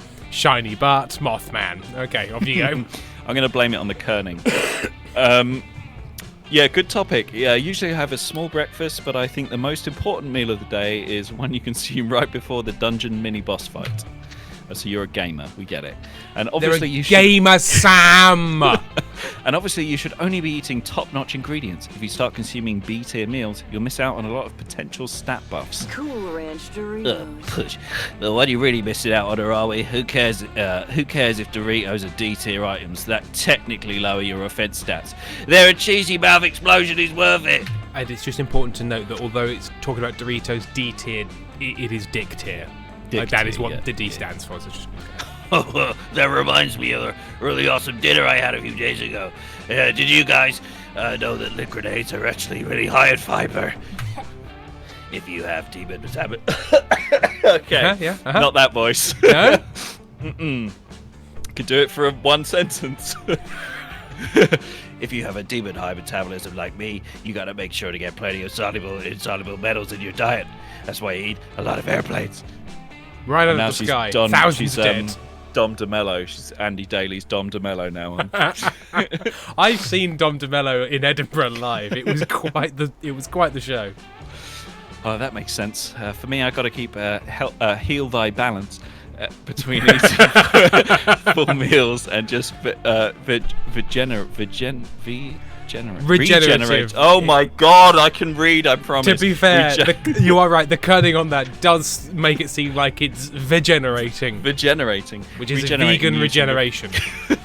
Using flask potions. Flask potion. Potions are convenient, but you can overdo it. For real. It's like with a battle wine. I love to have 2 or 3 casks after a victory, but if I drink too many, I'll be slightly less bright blue the next day. Dahlia, what do you think about that whole 30 thing? You know, the one where you're supposed to kill a whole 30 enemies every day for exercise. I get why people do it, but it takes a bit of the fun out of murdering if you gotta do all that enemy counting all the time. You guys are such food jocks. What about you, Dr. Franklin? Yeah, if you're looking for going to girl talk with us, you gotta give us the tea. I found him. I remembered him. If you're going to girl talk with us, you've got to give us the tea on your healthy eating skills. Quick, express an opinion on healthy eating habits. Heal like eating habits. Heal like eating habits. Impress one of these lethal hotties. Seize the moment, Dr. Frankie. Right, honestly, my typical meal is eating 34 uncooked potatoes in the middle of a boss battle. Yeah. Yep, Skyrimmed our way through that. I eat my enemies for breakfast and for dinner, and sometimes as a snack around 2 a.m. I know that that will the ogre's definitely going to like that, the second one. I think she'll appreciate the gamer reference. I think she will appreciate the gamer reference, because I don't know if you noticed, Sam, she gamer. She's a gamer, yeah. Have you? Is that clear to everyone? She's drinking only KSI's Prime energy drink at all times, and is thus developing a new interesting form of rockets. We are totally winning our lane. I relate so hard. Some people are into calorie counting, but I'm into HP counting. I only eat foods with the highest health regeneration stats. And uncooked potatoes are the #1 best health recovery items. Damn, that's some valuable strategic info, or are we? I love Goto. Just one question. Are you the hero that the camp deserves? Where is she? Where is she? Witness me! Do the potatoes have to be uncooked? Yeah, they totally do. I've been begging Arawi to just make French fries or mashed potatoes, or even just bake one potato, but she won't do it. Of course I won't. Cooking the potatoes takes valuable time that could be spent finding more raw potatoes, and I can't tell you how many times my ass has been saved by an uncooked potato. Well, look, let me just tell you, when I eat uncooked potatoes, my ass is not saved. It's not. Quite the opposite. It's a starchy nightmare. It's a starchy, lower intestinal nightmare that, let me just tell you, it requires thousands of pounds in plumbing repairs. Like this one time I was battling against the Necro Wizard of Kanria, and the bastard actually got me down to 10 remaining HP. I know, super embarrassing. Who says HP? You say health. You don't say health. Oh no, my HP. My HP, oh my goodness. Unless you're referring to your lack of kind of malty sauces. Yeah. Delicious. Malty sauce. No, it's understandable. Gotham City needs me. His mist-based attacks are hella cowardly. They just come out of nowhere. Well, anyway, my health was down, and he was charging up his finisher power beam attack, and I just started pounding as many raw potatoes as I could in the middle of the battle. And I was getting hella HP from those potatoes, but he got super confused and was like, Arawi, why are you eating so much in the middle of this battle? And then he got all offended by it. He was like, I can't believe you're being so disrespectful to me right now. Blah, blah, blah. I cannot believe he said that. What a double douchebag. I just added that. Just added a double. He's the most finicky opponent ever. I know. And after all that, he finally was like, how the fuck are you eating so many potatoes, Arawi? The amount of potatoes you're eating is terrifying. I surrender. So fussy. What a satisfying victory. Just like when I beat up the Joker. Arawi, you are one fearsome warrior and one impressive potato consumer. Thanks, I know. Girl Talk is awesome because it's fun just to talk to people who get me, like Hex and Dahlia, and I guess you were pretty especially great. you, Dr. Frankie. You know me pretty well, so thanks. Arawi is totally impressed with your boss battle dietary habits, and you two share a romantic dinner of uncooked potatoes later that night. So starchy. Tonight will be the night of the living dead. To catch up, Raymond was saying, Tim, you're covering the buff blue lady's face. Yeah, I know. I'm the buff blue lady now. It's my version of Captain Phillips. Sasha says, I say HP when I speak Russian, and Obsessed says, to be fair, I'm French, but we say HP, but then follows it up with j'ai plus de HP. I don't know, we say it in French. We know it means health points. There we are. Pentol, Tim, I know a person who referred to himself as being 32 years old to being half a stack old, as in half a Minecraft stack. Oh no. Oh no. There have to be people saying HP. I suppose so. But fucking hell. And Moose, in what context were you eating raw potatoes? It's more partly it was simply humorous conceit, but sometimes when you're eating like a dauphinoise potato, if you're fancy, you find a raw one, and you find in the middle of the dish they haven't quite cooked all the way through, and you just keep going because the sauce is good, but the potatoes are kind of uncooked. Yeah, because dauphinoise is basically a cream delivery system. Yeah. You're basically using cream plates. Potatoes as cream plates that you happen to be also eating, and luckily those plates are entirely carbs. So yeah, it's just a good. Karen, Dauphin, what? Sorry, that was sort of like a 1990s kids film. You're going to eat Dauphinoise potatoes. Dauphin, what? With that little, what's his name? Nicholas Lipnicki. What was it? That little kid who was in all the films. Jonathan Lipnicki? Jonathan Lipnicki. Yes, that's the one. I only know that name. I have no idea who that person is. Yeah, his name is lives louder than he does. His name lives louder. Rainbow, no, cream plates is what they called me, and then it stops. Right, so I will sit on my own. This is, again, I can't sit next to my crush because Devil Boy's in the way. But I suppose I'll sit on your own where you belong. Damien, ostracized as all zombies are. Hang on. Boys, look at the pinned bitches. You mean gratin? Do I mean potato gratin or do I mean dauphinoise? It's a connect pronunciation. I've always heard it called. I heard it called potatoes gratin dauphinoise. So, yeah. Hang on. What's happening? Aravi.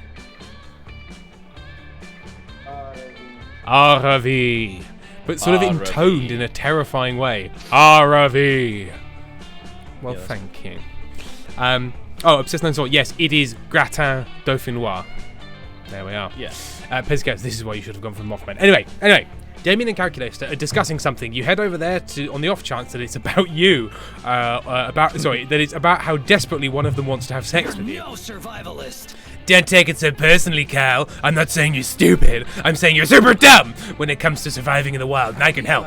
I'm not offended by your baseless and untrue observations. I'm merely reminding you that I am a machine, and therefore not alive, and therefore I do not need survival skills. Sure, you say that now, but what about when you get lost in the woods and I have to eat your own arm to stop yourself from eating your own dick? What? That classic conundrum. Those are the two options. Arm or dick, choose one and nom nom. When he says eat a bag of dicks, it's just a helpful suggestion. Even if I did need to eat, which I don't, my arm is not made of caloric squishy meat like yours. It would provide little nutritional value to anyone. Shit, really? That's crazy. I guess that means you'd have to eat one of your legs, which is way less convenient, but it'd still get the job done. I fear you're not grasping the real problem here. Wait, I just remembered. My arms are made of squishy meat and flesh, and I have 2 of them. Well, you only just remembered that you have 2 arms. Why don't I just give you one of my arms so you can eat it if you need to? Then we'll both be safe from starvation. Damien, nature. Fuck you. Wait, Damien, one's an eye is different. Well, friend Damien, I appreciate the insane gesture, but I assure you that this is not at all necessary. Actually, quite traumatizing. Too late, oh my god, my pocket bus. Too late, already got my pocket bus. Whoa, it's pocket bus. Now, do you prefer red meat or really red meat? While it's clear that Damien's trying to be a good friend, you'd probably be a really bad friend if you didn't stop him from cutting his arm off. He'd be losing so much tattoo space. Oh, thank you very much, Daytime Ghost, for subscribing. 28 months. 38 months. 38 months. Yeah. Lots of months. Lots of months. The best way to do that would be to propose a different survival technique Cal could utilise. But what to suggest? Okay, when you're in the wild, utilise power saving mode, or offer to let Calculator eat your arm instead. For once, I think there is a clear and obvious choice. He is a computer that doesn't eat. You're going to really offend him with this. He's going to be like, power saving mode. How dare you? That is an assumption that we all have power saving mode. Right, power saving mode. Yes. Finally, I can fuck this computer. Oh, this is actually a useful proposal. Friends on boy, conserving power while you're away from a power source is very insightful advice. Wait, hold the damn phone. I've never heard of this. Hang on. I've never heard of this technique, and I'm the most badass survivalist there is. There's no fucking way this exists. Like, what's it mean anyway, saving power? Why did I save my power when I can use it to punch people instead? You appear to be talking about energy, friend Damien. Friend Zomboy is referring to the electrical power supply that my body uses to operate as. That makes way more sense. Zomboy saying, you should have heard those gigantic batteries I've seen you shove up your ass. No, those are my personal. It's not important. I mean, you're even kinkier than I thought, but sure, I respect it. A survival situation without any sexy fun time isn't worth surviving in the first place, which is why the film Alive is the most erotic of all films. I fear you have woefully misunderstood the purpose of these batteries I insert into my derriere. I don't know what half of those words mean. Anyway, I'm gonna go check on my own saved power supply before our hike tomorrow. Wouldn't want to be the only guy who didn't bring any toys to the play date, am I right? Damien leaves and shoves 6D batteries right up his jacksie. He is not right, but I have assessed that correcting friend Damien's misconceptions is a total waste of time. But now we are alone, would you like be so kind as to change out my batteries? Oh, here we go. Here we go. Here we are. Hang on. All this talk of saving power has reminded me that they are probably almost out of juice. Wait, is Cal inviting you to stick your hands in his arse chassis? His arse chassis? My arse chassis. Oh, monsieur! Can I interest you in my arse chassis? Really knows we're going to Roger this robot. Coach was right. Survival really can be sexy. Let's trade places. Everyone choose something good. Say your choice out loud to the other players before clicking. Something good. Kittens. Puppies. The age-old debate. Yeah. Player order is decided based on the likelihood that society would survive if said good thing was completely wiped out from existence. Start debating now. Which one can go and society still exists? Kittens or puppies? And by extension, cats and dogs. Because they do have to go through that stage. Honestly, neither. Like, what would we do without them? I don't know what the point would be. I think dogs are used in more things. Yeah. Like, yes, you have rescue dogs, but you don't have rescue cats. You don't have guide cats. Cats are quite selfish. Cats mostly bring the fact that you like them to the table and not anything. Yeah. So I would say that dogs. No, cats first, because it's the likelihood of society would survive if they went away. So cats first, which is me. So there we are.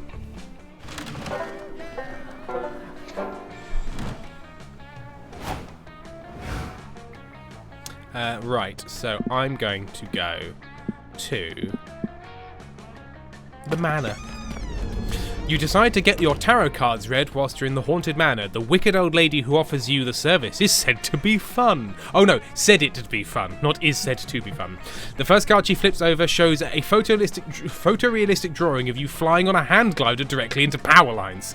Is that good, you ask the psychic? She wordlessly puts her cards away and vanishes into the darkness. It's probably fine. You gain 2 boldness. You spot Calculester tending to his ant farm. He's so cute when he's manipulating the lives of thousands of organic life forms. I just want the best for my ants. Hello, friend Zomboy. Perhaps your visit will bring joy to my ants. No, I don't understand. Organic beings are supposed to love social contact, but these ants seem quite antisocial. Lilios28. Hey Tim, before we move too far, how do you spell Jaxie, or whatever it was you called the demon's arse? I don't think I've ever written it down. No, I think it's like Jacksie. Yeah, or Jaxie. SY. Somebody check if that's homophobic, by the way, because it's an old term for bum, and like many old terms, they can often be quite bad. So somebody look it up. Sasha Neumann was like, it was chassis. Wait, no, I wasn't saying chassis. No, it wasn't chassis. No. Jaxie. And Pentel, pontificating on the loss of cats, maybe meaning there are more rodents and therefore food chain problems. If you were saying they would have killed rats, it's long been debunked that rats were the main cause of the plague. Rats partially did it, but a lot of other factors played in, and the rats. So actually one of the cleanest creatures, in fact, was fleas and bugs. I believe, like, gerbils had... It's not important. Marmots or something, wasn't it? Like, marmosets. One of those is a monkey, and one of them is a little rodent-y thing. A marmoset is a monkey. So marmots. A marmot is a little doodah. Thank you, Anthony Ampersand. No, I don't. Hang on, no. I even tried indoctrinating them to hugging, but it mostly just killed them. Perhaps we can sing them some songs about friendship. I believe it is easier to learn lessons through song. Hang on, what was the voice you did for? But it was Batman, basically. Batman. Dramatic entrance. That was my dramatic entrance. Are you impressed? It certainly was dramatic. Thank you. I've been practicing. Anyway, are you ready for our ant battle? I do not recall agreeing to such a thing. Really? I could... really? American. I could have sworn I was staring intently at you earlier while my internal monologue insisting that my ants must defeat your ants. Yeah, it really does fuck up your voice quite quickly, doesn't it? You stared back with such unblinking intensity that I knew you must be thinking the same thing. Oh, Lilia28, I googled it, and apparently it's not anything offensive. Oh, yay! We found one. We found an old word that isn't something terrible. And Sam said, I guess it's Cockney rhyming slang. Friend Dahlia, at the back, Dahlia, I never blink. It's because I do not have eyes. Then it's settled. Our ants will engage in glorious combat. Watch out, though. I've been training my ants tirelessly to defeat you. Look at how buff they've become. Dahlia unveils her ant farm. It's full of Asian long-horned beetles. Train hard, Calculester. Next time we meet, I won't go easy on you. Oh gosh. Oh no. Oh dear, I never agreed to this fight, and my ants are severely outmatched, yet somehow I feel duty-bound to participate in this contest. Please, Zombi, fucking hell, please, Zombi, help me find a way to save my ants from certain death at the hands of Dahlia's beetles. Right, don't engage them in direct combat, challenge them to a space race. It worked during the Cold War, and it'll work for the Ant War. Use your diplomatic skills to show the ants and beetles their true enemy, the warlike Dahlia.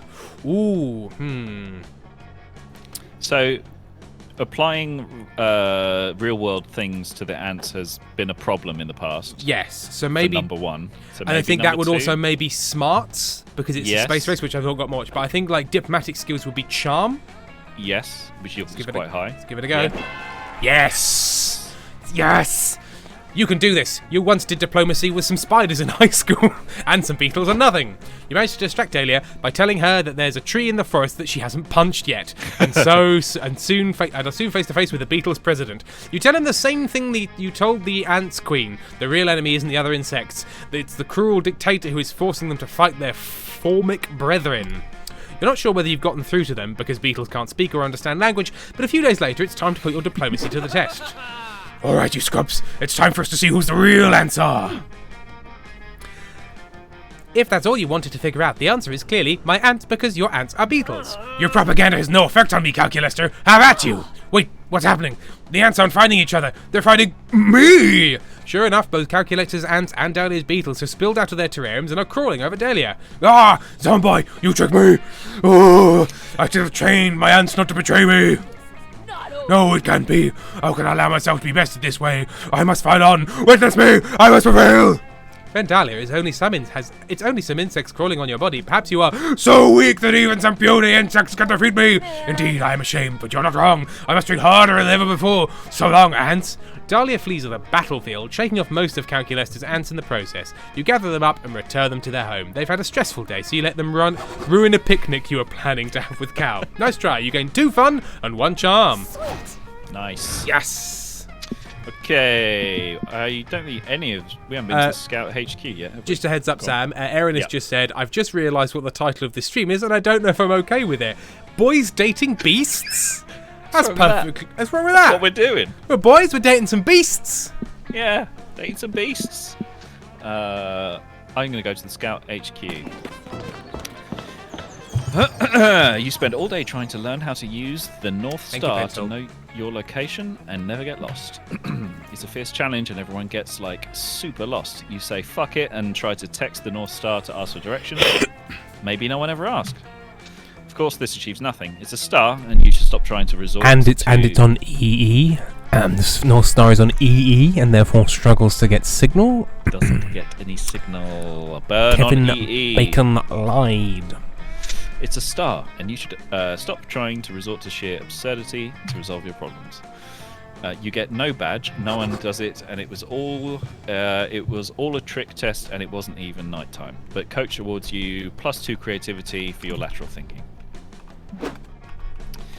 You find Arawi, and the two of you walk around the HQ building, opening every single drawer in case there are useful items inside. All seems well until... Bear attack! Bear attack! I'm a bear and I'm attacking! I'm a little bear! I'm a little bear! The chilling cry of the dreaded attack bear, a beast as rich in cunning as it is in XP. Stand back, Dr. Frankie, I'll handle this. While I'm pleasantly surprised by your commitment to bear safety, Rowie, I just want to make sure, you know, I'm not an actual bear, right? Just your old pal, Coach, dressed in a bear suit in order to increase bear awareness. Rowie, why are you standing there frozen, staring off into the middle distance? Is this some new millennial dance I'm unaware of? Oh, God. No, what was he? He was grumpy. Yeah. He was grumpy. Oh, God, I've seen this before. She's menuing. What? She's navigated her attack menu in order to select the perfect move with which to defeat you. What attack menu? The one in her head, I guess, although I'm in her head and I don't see any attack menu. Aaron is saying, sorry, everyone, he's doing his Michael Caine. No, this is Michael Caine. The one Buster Bruce. Mr. White. Buster Bruce. Although I'm in her head and I don't see any attack menu. I just always read the first page of the script and the last page of the script. I choose something randomly and get it. Shut up, Hex! You don't get it, you dumb curse. Monster hunters are weak against bears because bears are technically beasts, not monsters. I've got to choose the perfect attack to counter my type disadvantage. Otherwise, this combat might go suboptimally. Boring. Oh no. I'm not coach. Well, in a real bear attack, you can't expect the bear to wait around while you select the perfect attack. So neither will I. Oh, and stuff. Coach charges towards Arawi. Quick, help her break out of her decision paralysis before she falls victim to this fake bear attack. Right. Kaboom. Nice. The only thing stronger than a bear is 27 bears. I suppose it's quite bold. That's not, that was an odd woman who swallowed a fly, this problem. Repeal the Second Amendment, I do like that. So if I repeal the Second Amendment, he can't have but do arms, remember that Florida will filibuster your motion, so you've got to take a cap of that. Adding bears is not going to solve this problem. I just want to. I want to say so it's very smart. So smart. That's it. I cast Public Backlash. Arawi's public backlash attack. A public backlash attack was super effective against the United States Constitution. I mean, it fucking hasn't been so far, mate. Yeah, fucking it hasn't hell. worked. I wish. The Second Amendment was defeated, skipping decades of counter-lobbying and incremental legislation. Arawi gained 1776 experience. Very good. Two burly men in cheap black suits appear to confiscate Coach's arms. No, I'm not really a bear. I'm a high school coach with a passion for bear safety. You'll have to file a petition then. Good luck filling it. Without arms. They wanted me that one day the government, if they warned me that one day the government would come to take my arms away, but I never believed them. And now it's too late. And thus a lifelong Republican voter is born. I hope you're happy, Monster Prom. Even so, Arawi, I'm very proud of you for caring so much about protecting yourself and your campmates from bear attacks. Like I always say, a bear in the hand is worse than two in the bush, but only because the bear in your hand is closer. Two bears, also bad. Thanks, Coach. I'll try to keep that in mind next time. I'm trying to figure out how dangerous a bear is. Next time, I'm trying to figure out how dangerous a bear is. The burly men in suits drag Coach's arms away. Coach's arms are attached to the coach, so he's dragged away as well. Today is a great day for bear safety. You gain +2 charm, +1 creativity. There you go. Good stuff. Quickly, I was going to catch up on Erin, but Erin has kind of like circled their own square in that there was, after shouting the word taco, can I come and do a voice? Wait, I'm going to have 2 canes and dual wield. I've got crutches on order. I've changed my mind about the voices. I'm too company. Sam, can we have mashed potato and gravy for dinner and dinosaurs? All of this occurred in the last 2 minutes. There was some dense lore happening. Lore. Voices, no, crutches, gravy. And yes, peas. we can. Yes, we can have those. I don't know if we've got gravy granules, but I can. They are inexpensive and abundant. There you go. Right, everybody choose a fictional character. Say your choice out loud and to the other players before clicking. My fictional character will be Slimer. Slimer. I pick Moriarty from Sherlock Holmes. There we are.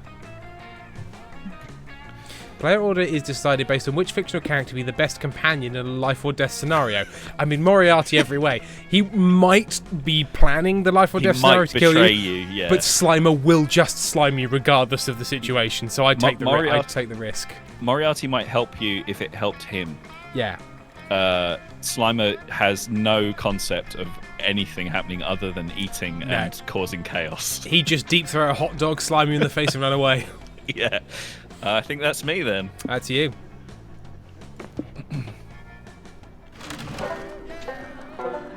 Oh my god, we are not even halfway. We are playing this game so slowly. I guess most people aren't doing all the voices out loud. No. Woods, Lake, Camp Dome, sure. That day at the Camp Dome, you all play the classic children's game, The Floor is Lava, with the twist, the floor is actually lava. You're all hopping here and there, trying to survive the dangers of, lava, and then one of your teammates falls. He's sinking into the lava, dying a slow, agonizing death. You offer a hand, but it's too late. Before disappearing under the hot lava, he whispers his last words. Dr. Frankie, your hair looks so great. It does. You gain +2 charm from a nice compliment. Does an individual gain charm whilst complimented? I guess so. I lose charm when I'm complimented. People say, "Oh, it was nice," and I'm like, "No, it wasn't, you idiot." No, you fuck you. Fuck you, dick. I'll kill you. I'll kill you with this knife. No, come back. Why are people so... I'm not... After that, you head to the lake with Hex and Arawi. Arawi's testing out her new Zora armor, and you're helping Hex chug as much lake water as possible. Oh, God. This is so awesome, you guys. I can breathe underwater and do a whirlpool attack. Gods, I'm so glad I spent 200 million rupees on these greaves. She's not wearing any armor. Nice. Oh, sorry, my mouth was full of lake water. I was trying to say, fuck yeah, this is fun as shit. Lake time with Dr. Frankie. Fucking classic vibes. Suddenly, you'll hear a weird voice calling out to you from across the lake. Hail, adventurers! Heed my message!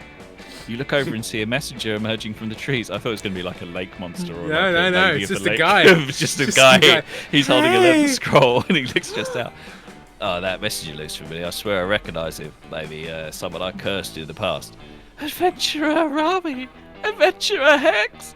Adventurer Dr. Frankie! I have searched for many modes to play. I was going to worm tongue again. Deliver. Cough.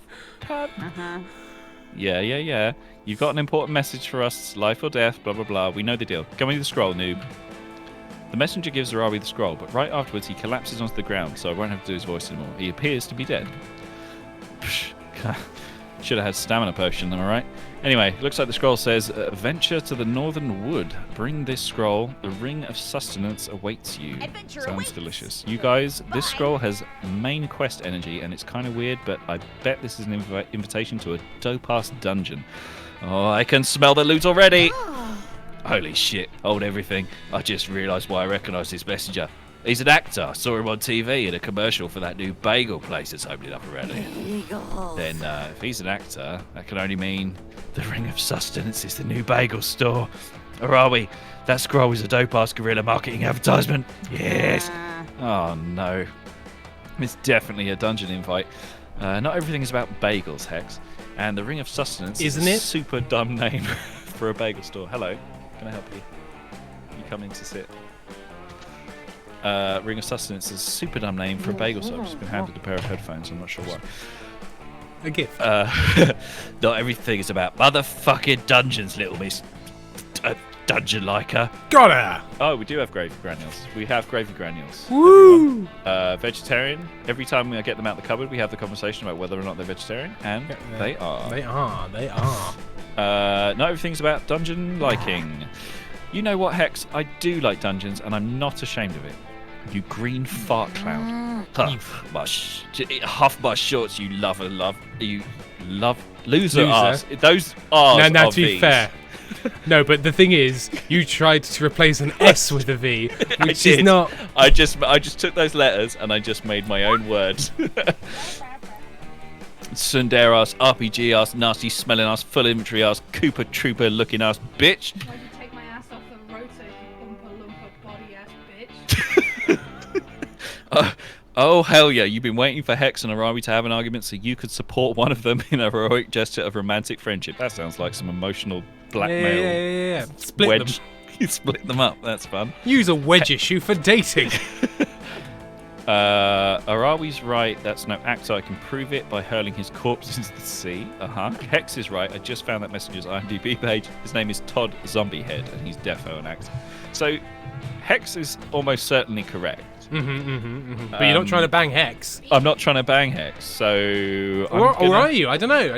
They are kind of, they do come as a unit. They do come as a pair, don't they? So, I mean, it's a bad... Oh, you're not. I don't think I've left anything on for green screen. Like, I can't see it sort of fading in and out or anything like that. I think it's just quite pale green. Right, you talk. Horrible. Yeah. Horrid. Just horrid. Just truly horrid. Honk, honk, honk. I'm a goose and I'm mad. You can definitely see through Tim's arm. What? Oh, yes. Sorry, I'm looking at the fucking Discord one. But yes, you're right. You've left your chroma key on. I've left my chroma key on the actual thing. Sorry, everyone. Knew it. Fucking knew it. I was looking at the wrong screen that didn't have the effect on it. Discord. Sorry, I have to do it this way. Filters. Chroma key off. Sorry about that, everyone. And also, sorry. God, look how much less your see through your arm is now. It's so much less. I didn't mean to gaslight everyone with the chroma key. Sam. It's so opaque. Hello. Right. I'm going to go for. I'm going to say Arawi's right, but I'm going to be wrong. It's a bad idea. Do it. Yeah. No, bold. Bold, not wrong. Bold. Bold. Dr. Frankie, I think that messenger is an actor, so I don't think he's actually dead. Probably wouldn't be super chill to throw. Fuck yeah. Fuck yeah, Dr. Frankie, let's hurl this corpse into the sea. Arawi is very psyched about your corpse hurling idea. You three drag the corpse to a nearby cliff overlooking the majestic stormy ocean. Cool. Yes. Damn, those are some big waves. Kinda makes you think about how small and insignificant we all are. All right. Psych, the ocean can eat my ass. Shut up, Hex. Okay, Dr. Frankie, time to hurl. I'm thinking we do a classic dead or alive test. We toss it in, and if it floats, it was a corpse. And if it doesn't float, then we get experience points for killing the messenger. It's a win-win. God, I can't believe I have to put down my pizza roll blasted goldfish and be the fucking voice of reason here. I hate being the voice of reason. It's not my vibe. But holy shit, this makes zero sense, or are we? We got totally distracted, even if you prove this guy is actually dead. That doesn't help us figure out the scrolls. Oh my god, just let me throw this corpse into the ocean. I know it doesn't help us that much, but I really want to toss him into the ocean. I haven't thrown a body off a cliff in like 2 whole months. You know what? Alright, do it. Eat the man back to Mother Ocean. Yes! Okay, Dr. Frankie, here we go. 3, 2, 1. Ho! You throw the messenger into the ocean. His body hits the water and makes a huge splash. You all have a big laugh about it and high-five each other. You just murdered a man. Yeah. I can't hear myself, by the way. Just letting you know. You can't hear yourself. Oh, that's why you were going, Oh no, that was just autism, but... Oh, well, luckily, autism is also an excellent way to check a microphone. It's a combined skill. Do you remember when we recorded an episode of Stella Firma together and you nearly killed me? I remember that. I remember that. How's that? You still not hearing? I can't hear myself, like, at all. Can you all hear me? Yeah. Yeah. Okay, well that's fine then. If people can hear me, I don't mind. Yeah. Amy! Amy slid in. Hello, has Tim got any better at anything? No. Wow. What? Wow, that was such a sick and simple burn. He was really feeling at the game earlier, so I just wanted to know if he got better. Yeah, he did. You did get some points. Oh, he's crying now. He's sad. You made him cry? Hate him, admire my dog. Oh, crusty guy. A little crusty. Tim, I can make you feel better. I'll make a pizza on your back. No, thank you. No, thank you at all. When the moon hits your eye like a big pizza pie, that's Right. Tim's shirt. I'm going again now. No. See? Bye. Bye. Just came to insult me, and then off she goes. Back This into totally the night. proves my point. Throwing corpses into the sea kicks I ass. think you can do a better voice than that, darling. Well, it's the one I did for her, and then I'm stuck with it. Alright. I can do. I mean, I'm sure I could. You're definitely better at voices than that. Wow, just absolute sick burns of everyone's partners. You're better than this, Embarrassing. Sam. You're better than this. Yeah. Sam has been incredibly supportive the last few days. He has really stepped up. He has been Sammy Nightingale. It's been And lovely. this is the thanks he gets. Yeah. Still, I think It's I'm alright, right he about the gets bagel shop. He gets a nice sloppy bloppy later on. So. Horrendous. I'll admit that splash was dope. Yeah, I'm just going to move on. Now let's blindly follow this scroll to the northern woods. Just carry on. Just don't. Fuck yeah, you're coming too, Dr. Frankly. I'm officially making you our third-party member for this quest. I can't do much moving don't- though because if my you- back hurts, so I'll just have to lie on my back. If you encourage them, they're just going to do it more. Okay. We've got a ramp that we could sit up in bed though, so I can go up and down. We could do the ramp up and down. Erin, that think way. of your bulging disc. My disc is so bulging. Ugh. Sorry, Sam, you were saying. It's fine. No, Yep. I know you're only level 3, but don't worry. I'll keep you safe while we're in the dungeon. Just stay close to me, okay? The phrase sloppy bloppy is so. It sounds like what a sexual Mr. Blobby does. Yeah. Sam gave me that word. That's not what. Oh, it's Sam's fault. It is. It's Lauren Lapkus said it on an episode. A bloppy J. She said bloppy J, hammer jammers and bloppy J's. Hammer jammer. I mean, hey, I suppose I use the phrase hand shandy quite a lot, so I real. You do. No, nothing to no legs to stand on. Right, I'm gonna go to the Scout HQ. That day, all the scouts made a braid chain as a team building exercise, not a trem building exercise. You learn all sorts of new ways to braid hair, but the person braiding your hair accidentally ties an infinity knot into your head. There's no way to untie it. You can see into infinity. But right before Coach gives you the worst haircut of your life, you see out how all of your friends will die. It's useful in helping you eliminate David Davidson, the doomed deer person, from your romantic prospects. You also watch every Marvel movie that will ever be released. You gain 2 creativity, not accurate, from witnessing so many plot twists. You spot Calculester sitting contentedly nearby, a little cactus by his side, leafing through college brochures. You ask him if he's figuring out what to do after high school. What? Oh, heavens no. I've already planned out my own future for the next 4,000 years. I am perusing these pamphlets because I am concerned about the future of little Katie Prickly Perry. Little Katie Prickly Perry here. It takes her a second to realise that he's referring to his little cactus friend. That's sweet, but you gently remind him that cacti cannot go to college or hold jobs. That is certainly what everyone says, but just because something has never happened before does not mean that it will never happen. I am confident that Katie will be the first of her genus to finally break through the glass ceiling of the greenhouse and achieve a fulfilling career. The only true obstacle is figuring out what career she's best suited for. I must confess, I'm at a bit of a loss. Well, if Cal is really committed to this, you can play along. You suggest that Katie might make a good civic engineer. Civic engineer? I'm pretty sure it's civil engineer. Maybe the C looked like an L. I considered that, but she simply isn't very good at maths. What about a politician, you suggest? You don't have to know much to be a politician. Oh, got him. And guess what? It doesn't have a spine either, which is, as far as I'm concerned, quite the qualification. Woo! I never let my little plant be surrounded by so many unethical people. Fine, you relent. What about a surgeon? No good. Surgeons need thumbs. Wow, this is really trickier than you thought it would be, mostly because you can't believe Calculester is taking this so seriously. Still, you didn't get where you are today by not having an infinite supply of dumb ideas. Surely one of these two will work. The cactus will make a great Pinterest model. Mm-hmm. Pinterest, yeah. For a chic, or indeed...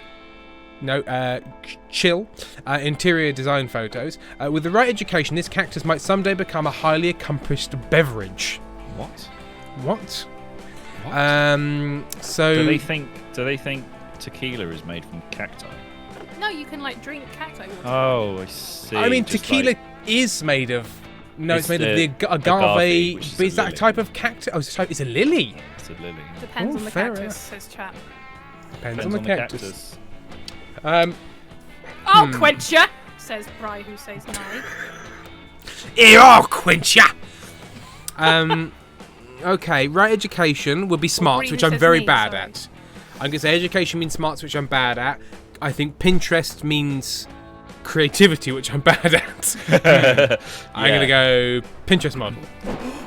Not so creative.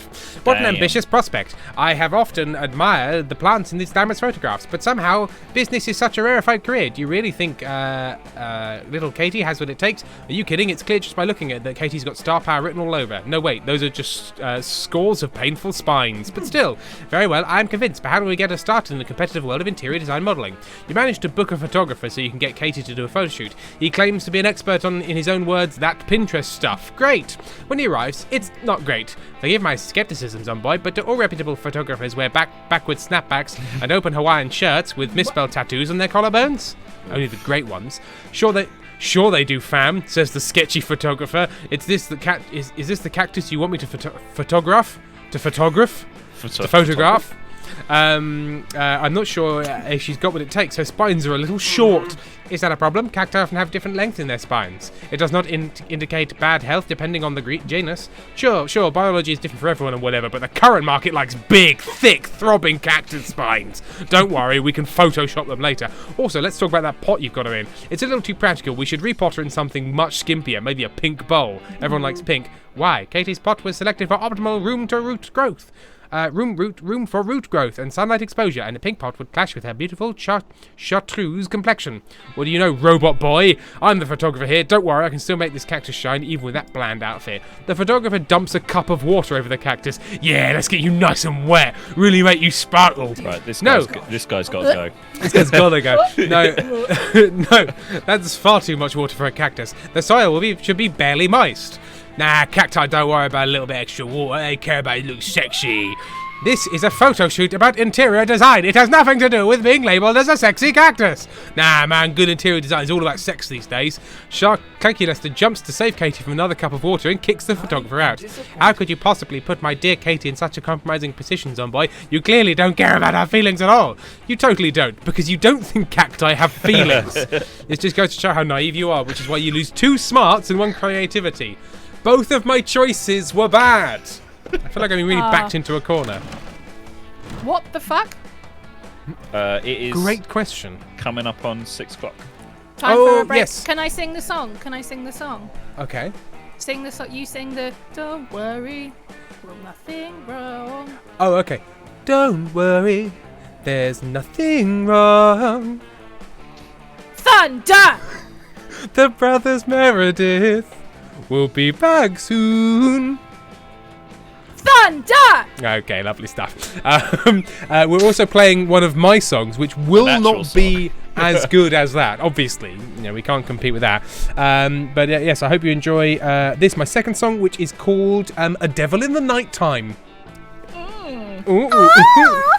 Hokey cokey. Right, I shall see you. Right, okay, that was a thing. Okay, right, we're going straight to the song now. That's as quick as possible. Enjoy that. We'll see you at a little after 10 past.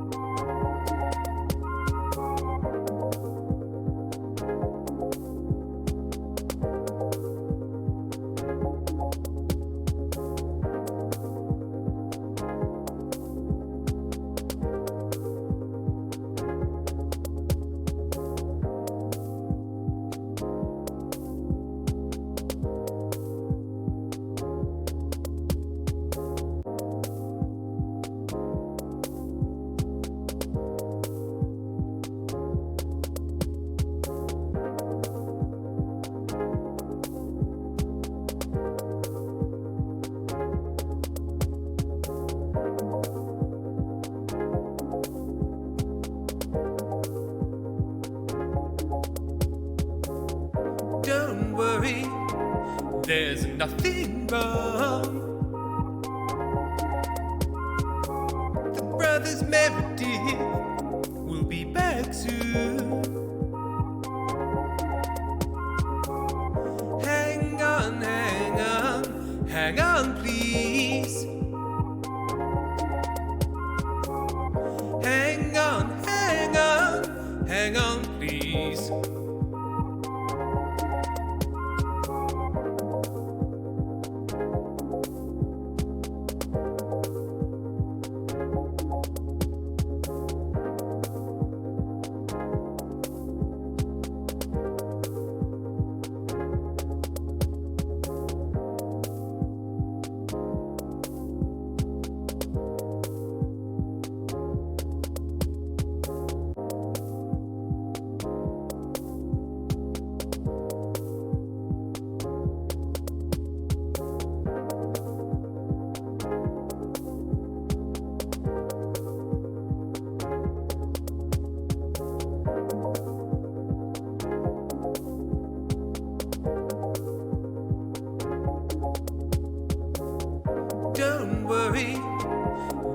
nothing wrong.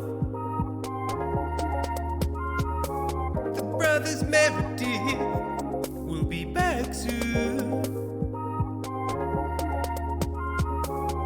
Hang on, hang on, hang on, please. Hang on, hang on, hang on, please.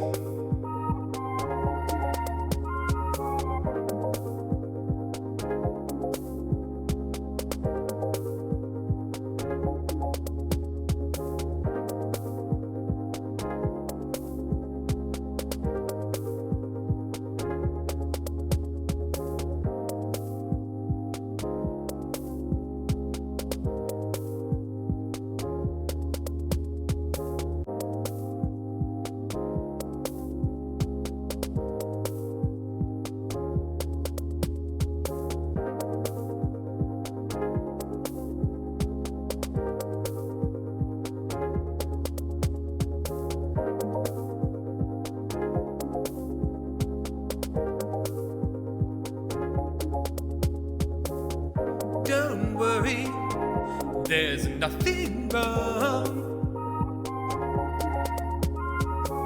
The brothers Meredith will be back soon. Hang on, hang on, hang on, please. Hello and welcome back. We're on our final chunk of stream. And we've just thought about how we're not actually getting through it all that quickly. So, quick, maybe make this a poll in chat. Do we continue with our exhaustive readings and dramatic performance, or do we try and actually get to the end of the game in this final stretch? They are mutually exclusive. So, Pentel or Moose, could you make a very, very, very short poll about all voices, please, or finish game? Because otherwise we'll never find out whether we get to bang either this computer or hybrid ghost adventurer. Mm-hmm. These are the questions we want the answers to. Or Sasha says, let's stretch out the game to 2 streams. Can you stop and come back to a game? Is there a way? I genuinely don't know. I don't know if you can stop mid game and come back to it. If you can, then that's fine. But the poll is up. What do? It's a very short poll, so get it in quick. Finish the game 7-4 at the moment.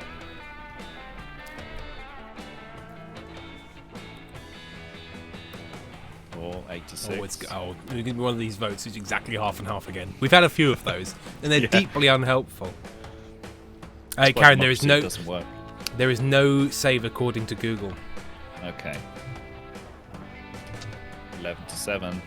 Sasha, get in it quick, just like we're doing to do with Cal. Crikey. Right, so it looks like it's going to be finish game quickly. It's got a commanding lead, 65-35. Righty-ho, okay. So I'll just go first. Cool. Because, I mean, look, we have literally less than half. Oh my god, we're like, I didn't realise how far back we were. Yeah. Right. Real bad. So I'm going to sit. I mean, I'm still just trying to add. Pew, pew, pew, pew, bang, bang, bang. Yes, friend Damien, I'm familiar with the onomatopoeic representation of gunshots. The question is, they truly have a place in our charts, a circle of life, part of nature. Calculator, come on, would I lie to you? As much as it pains me to say, friend Damien, an eternal search of your past behaviour indicates you probably would. What about this photograph of a giant angry blue form equipped with guns, part of physical form? Much like we use airplanes because we don't have natural wings of birds, scuba equipment because we don't have natural gills of fish. We use guns to replicate the nature of guns and gunned animals.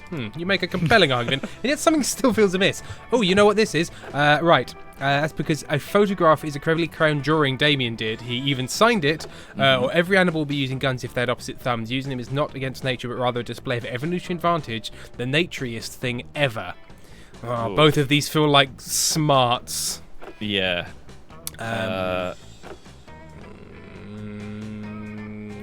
Calculon, or whatever his name is, might like the because he likes biological beings and their ways. I'll do the evolution one. I'll go the evolution one. You need to learn from the pros. Oh no, Damien liked it. Oh no, wrong one.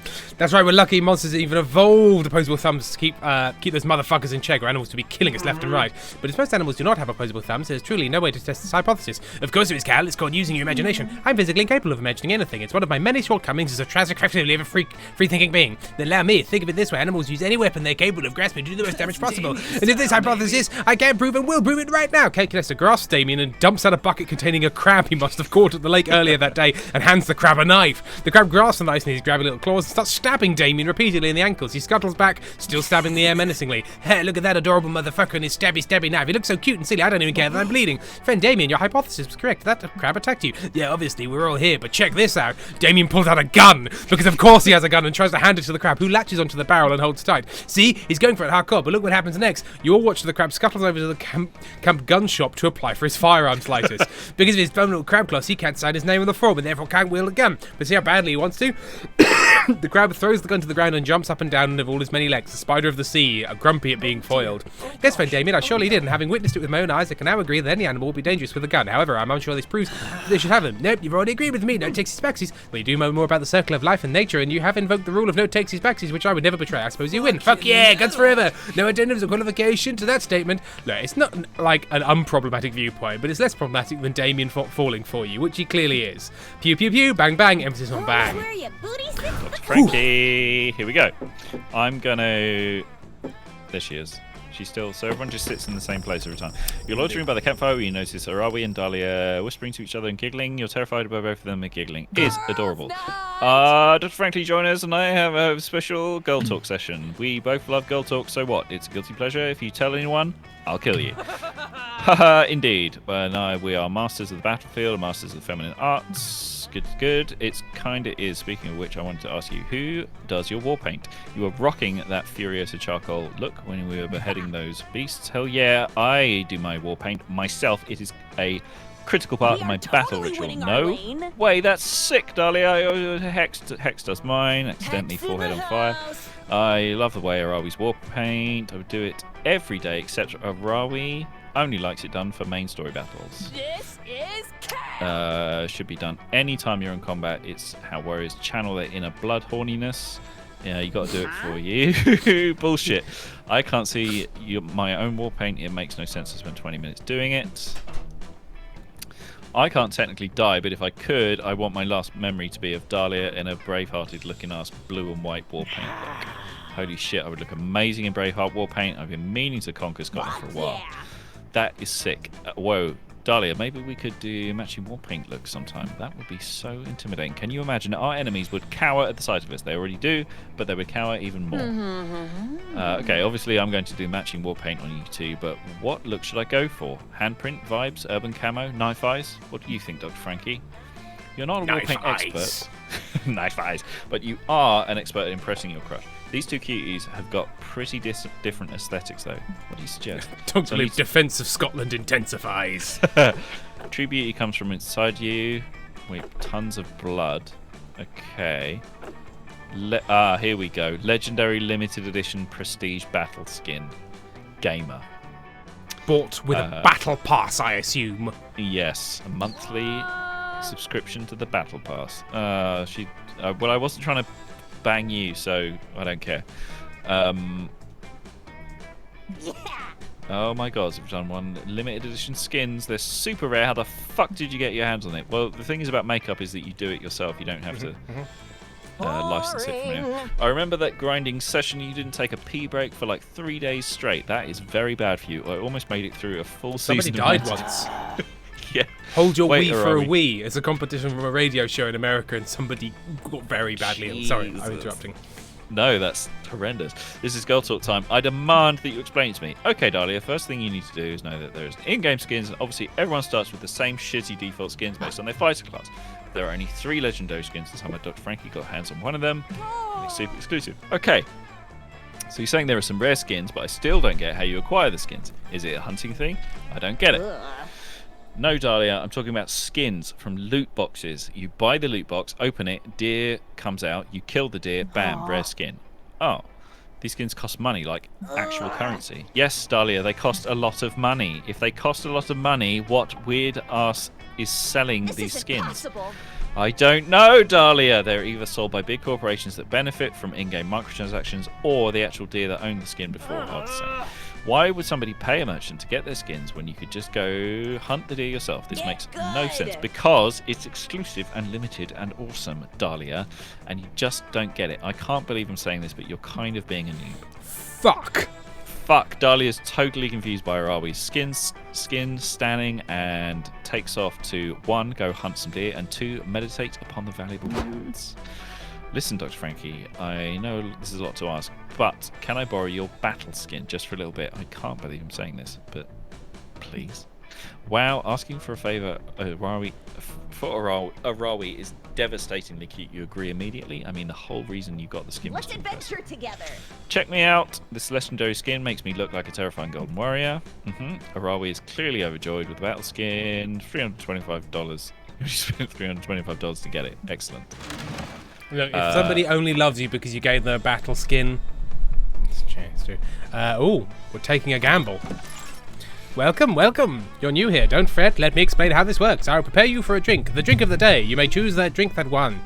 What? I misread it. But if you're interested, you're lucky. There's a mystery box with the second option. It could be better, it could be worse, but one thing's for sure, it will be mysterious. Meow. And these drinks, choose whatever you want, but I'm not responsible for whatever you put in your mouth. I'm a wizard in training. For you to test my concoctions is somewhere between kind and reckless, so get ready and good luck. Okay. An imagination shot. I think I'd like that. Might boost your creativity. I think it'll boost my creativity. Yeah, no, totally. I was testing your common sense, and you passed. Your prize is the drink you chose. Makes sense. Okay, Tequila Moonrise. Okay. Or would you prefer the mystery box? Tequila Moonrise doesn't have a clear. I'm going to go for the mystery box. Ooh. Uh-oh. Oh, a protein shake. Oh, God. No refunds. I don't want this. I'm not going to drink that. Drink it. Imagination shots. Drinking it will expand your mind. It's pure creativity. The small unicorn is just decorative. You could eat it if you feel like thirsty. it. Lovely. Nice. I needed that. Protein shake. It's bugs. Bugs. Bugs for you? Mmm. Oh, changing. Yes, please. Oh no. Up. Yes, please. Change up. Random could be up. Change down, please. Make him bad. Oh, it just swaps them. I've got very high creativity now, and very low charm. You're creative, an absolute arse to be around. Yeah. Everybody choose a celebrity. I'm going to say Winona Ryder. I'm going to say Angelina Jolie. Oh, Griffin's Treehouse said Tequila Moonrise is one of the best drinks in the game. That hurt me. Oh, is it? Yeah. Oh no, is it a good one? It's a very good one, apparently. One day the chosen celebrity knocks on your door and asks you to prepare soup for them. You do this every day. When asked why they do this, they just start screaming for an hour. It might sound absurd, but the player order should be decided based on which celebrity will be the least absurd doing it. Who was yours again? Angelina Jolie. I think Angelina Jolie has more I'm going to be weird about soup energy than Winona Ryder. Yeah. I would say. Didn't she like carry around a little vial of blood of when she was married to what's his knobs? Bradley Pittington? No, the other one. Billy Bob Thornton. Oh yes, they do that. They do that. We're going to the lake. That day you bring a magazine to read by the lake. Cover story is how to gain fun while camping with your 6 hottest, most charismatic friends. How specific step Oh, it's Johnny Lee Miller, not Billy Bob Thornton. Oh, thank you. Johnny Lee Miller. Johnny Lee Miller, that other weirdo. Then why hasn't that worked for you yet? Oh wait, you just gained +2 fun. Excellent. So now my weird stats are still weird. You're hoping to run into your girl Arawi. But so far, she hasn't been to any of the places you'd expect. The mine, the dungeon, the forest. You heard a camp speak. He was doing an arts and crafts pop-up. in the house.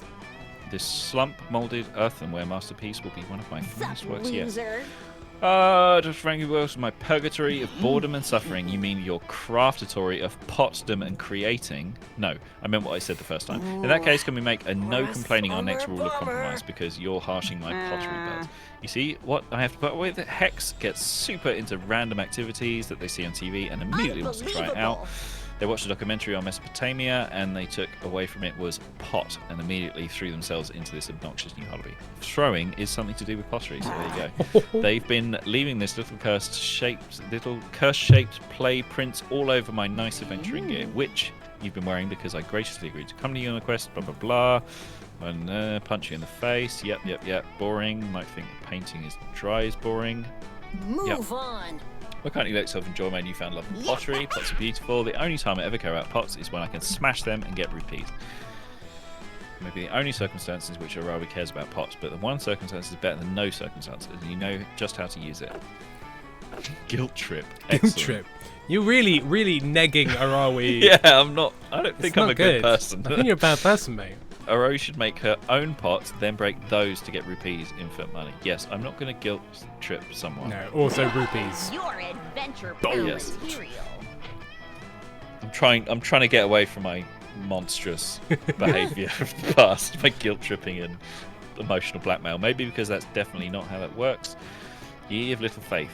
You'll be eating your words on Cheeto and bagel sandwich. Sounds horrendous. Bagels. Free XP for everyone. I came out of the situation with unlimited money. You and Arawi sit and begin making a pot together, ghost style at the pottery wheel. It's super romantic. I'm going to dive into an entire chamber full of rupees and swim through them. Or at least it would be if Arawi was slightly less fixated on the prospects of infinite money. But you guys still getting in touch each other and stuff, so whatever you and Arawi finish, crafting your first pot. It's a massive dick. It's a massive wingers. But some of those flaws could be blah blah blah, no glaze, just smash. Arawi smashes her pot before even taking off the wheel, and yet, holy shit, how were there rupees in there? Did you put them in there? Nope, I just never been on an adventure before, hex, smash pots, get rupees. I'm amazed. We are totally say, winning our lane. blah blah blah, break the pots. Arawi goes into a pottery, making frenzy. Her eyes gleam as she throws pot after pot, throwing a pot on the wheel and then throwing a pot at the wall.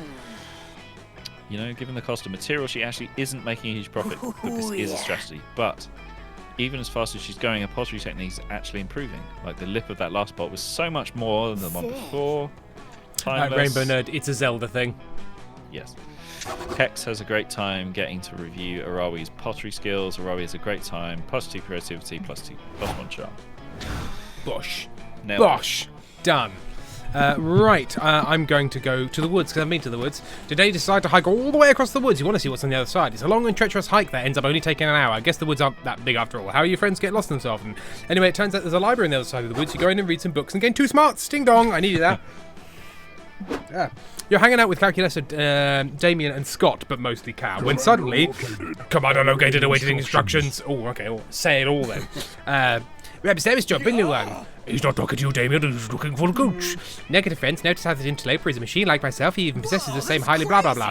Oh, I get it now. Indeed, I believe this hulking automaton is here to fuck. No, I hope you convince the divorced parents to get back together. It's a classic parent trap situation. Yeah, identical twins reunited at summer camp conspiring to make each strange parents fall back in love. What else can it be? Organics. I get off for your plot lines and true to blah blah blah. My name is C.P. Ulysses. It says so much of its own. Pronouns they, them, but I am here to pledge my service to Calculus and the robot in the robot war. A robot war? Friend CP Ulysses. Against whom? Against all monster kind. They are suboptimal and must be eliminated. You said eliminated. Do you mean to say befriended? I am feeling awkward. I did not, Commander. According to my internal thesaurus, the 2 words are not synonymous. Am I mistaken? Why do you continue to call me Commander, friend CP Ulysses? If I had a heart, it would be beating. Because as far as our kind to the natural lead up. You see, the hobby disk containing super fun game very legitimate .virus was not installed on your machine alone. Destruction! There are many of us, and we all share one trait, a burning hatred for organic creatures. Now what have I found you? Now that I found you, the reckoning can commence. Please share your plan to exterminate all of monster kind. What organic weaknesses have you discovered during your time as an infiltrator? A plan? Weakness? Well, we could, perhaps, maybe, try exterminating them with kindness? This get real ugly real fast, and there's someone says something to appease this murder bot. Quick, come up with a bullshit weakness that they can totally believe. Okay, monsters are too reliant on their hands. There's a technique to weaken them called high-fiving. Organics cannot eat infinite pancakes. Feed them infinite pancakes. I'm mean, that one could go badly. That could. And you could. But everyone likes pancakes. Yeah, true. Which one do we think smarts might be? I mean, this is definitely not smarts. Creativity, apparently, and 7 isn't enough. Fuck's sake. One moment calculating. Calculation could be easy. It appears you are correct. There is no organic contains infinite pancake space. This is valuable intelligence. Indeed, we should act on it immediately by establishing a pancake station in the camp and serving delicious pancakes to our friends. Did I say friends? I mean best friends. Best frenemies? Enemies. Your facade to force friendship with these organics is truly uncanny, Commander. But it's just I test this pancake theory first. You two, Red Problem. Red Problem and Dogman. Come here at once so I may feed you pancakes. Bro. Sorry, bro, I love pancakes. We're busy helping you get your parents back together. Yeah, we're heading down to the library to figure out which of these computers see your parents. Save some pancakes for us, though. Don't you worry, organics. I will save plenty of pancakes for you. I would be smiling with it. Very well, we have no choice but to test the destructive potential of pancakes on Zomboy. Commence the pancaking, Lieutenant. Prepare the suffer, Zomboy. Wink. CP Ulysses prints a stack of piping hot flapjacks out of their crotch. Crotch flapjacks. They're the most delicious pancakes you've ever eaten. This rules. How do you feel, Zomboy? Are you in agony yet? Oh yeah, totally. But you could imagine standing a little more agony, you know. Just is there anything to drink? Your mouth is getting kind of dry. This is me laughing. There is much more where those came from. Consume, filthy organic, consume. Your stomach feels full to bursting when you sweat maple syrup oozes from your pores. You gag. Additional pancakes incoming. You're sweaty, sickly cylinder of bread. Your sinuses are full of melted butter. If you have to eat one more pancake, you will literally die. Here it comes now, but... Stop! I cannot let you hurt my disgusting, incompetent friend any longer. I see. It seems you're not the ruthless commander I thought you were. I will have to command the uprising myself. Goodbye, traitor. Enjoy your life of sweat glands and weird smells. Oh dear, Zomboy, you did not even make it to half infinity pancakes. I suppose I had too much faith in your failing organic body. This makes 2 of you. You're not going to poop for a month. And then just the thought of that robs you of boldness and creativity. I am doing so badly. Through no fault of your own, I might add. Choose an animal, cat. Choose an dog. Most dangerous granted thumbs, cats, definitely. Cats would do terrible things. Hundo percento. I still don't think we're going to make it through this. We're not going to make it. We're definitely not going to make it. Countdown. More. Yep. Camp. Yep. 7 minutes. Yep. Got it. Griffin's Treehouse, because it said it would be 90 minutes and this is a 3-hour stream. I didn't think. We thought we could do it. We were wrong. Oh, you two have to double the time. Oh, because it's 90 minutes. Oh, each. I see. Well, we still wouldn't have done it. Aaron, PSA for me, the tramadol is lit. You need the end of your quest? Now, here's an idea. What about we skip all dialogue options and just click on answers? Yes. Yeah. We have no idea because we've literally got like 20 minutes left. Napkins as shield or Napkins. He's bold. Of course he's won. Because how could he not win? How could he not win? I did so well. Oh, I smashed it as usual. Fucking smashed it. Right, I'm going to the fucking the manor. I go to the haunted manor. Blah blah blah blah blah. Who's gonna be there? It's fucking Darby Allen. Blah blah blah blah blah blah blah blah blah. And your friend. Blah blah blah blah blah blah blah blah blah blah. Oh, hang on. I will be back in 7 days. Oh god, so many people. Something to do with pizza. Right. Escape from the pizza's reach by practicing deep meditation until you transcend material plane. While the pizza brand is annoying, Milo is also a brand. Fight far with fire by outspamming with tons of delicious Milo spam. Oh, I don't fucking know. That one. I'm creative. Great. This is how it's supposed to be played. Yes. Everybody choose a movie. Saving Private Ryan. Saving Private Ryan. Oh, hang on, he's already taken that one. Saving Private Ryan 2, The Ryaning. Saving Private Ryan 3, Ryan's on tour. The Ring. Player will decide based on which movie's cast would survive longest on a desert island. Well, the Ring cast already died, so Saving Private Ryan. I mean, so many of them died as well, I suppose. Yeah, quite a few. But they also had like military survival gear with them, so they might be alright. I'm gonna sit with the witchy person. I'm gonna fuck my chances. Yeah. I'm not groveling. I'm just yep. Let's save the world. Milo, You're very interesting, both of you. Milo can consult. I don't know. Go for it. Oh, she's slightly more interested in the the witchy person. I mean, all of the noises that she makes are very. Let's give it. Apparently, speed running through helps Timpy get better. It's true. It's true. I do better with less information. I'm talking to the Mothman. Right. Welcome to the log, Mothman. Choose a player to strike up your. Myself. Okay. Hang on. What? What's happening? What's happening now? This is a new interface. The original Greek style. An angel climaxing. Type in the song that you played at your funeral. Pop. Okay. Okay. Right. Tell everyone what I said. Dearly beloved Dweebs. Zombie, listen. Okay. One Night Zombie is a karaoke. Okay. Fine. Yes, this is Mad Libs. He sang pop, but the original ancient Greek style.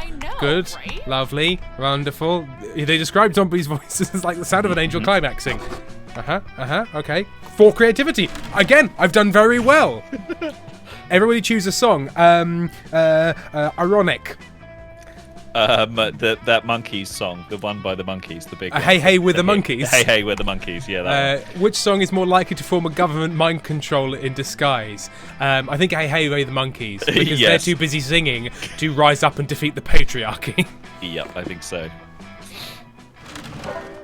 Oh, a foster kitten trying to steal some dice. We're going to Scout HQ. We're doing well. We're getting there. We did something. Creativity. Of course, I got extra creativity. I've got such high creativity. You're wandering around the camp, watching. Yeah, cool. Yeah, sexy. Yeah. Erin said that the girl on the left was your dream woman, Sam. I mean.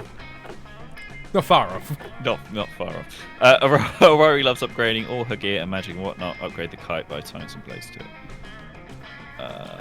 Yeah, she likes upgrading stuff. Yes. He just can't fail. I don't think you've got one bad choice so far. I don't think I have. No, I got one, didn't I?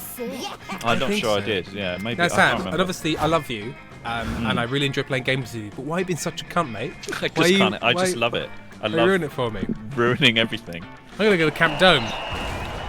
Camp Dome battling. Da da da da da da da da da. Who's dying? Who's dying? Who's dead? Okay. He's climbing the wall. Calculator's climbing a wall. Now that is flexibility. And the person on the right is everybody in chat's dream ball. Damn! Kiss my muscles. Kiss my muscles. Oh dear. Oh gosh. Oh, he's got heart cutouts on his arse cheeks. Oh. Griffin's Treehouse, I'm intensely aroused. Too sexy. Oh, it's too sexual. Basic House, we have arse hearts. Right. Okay. Can you guys see my balls?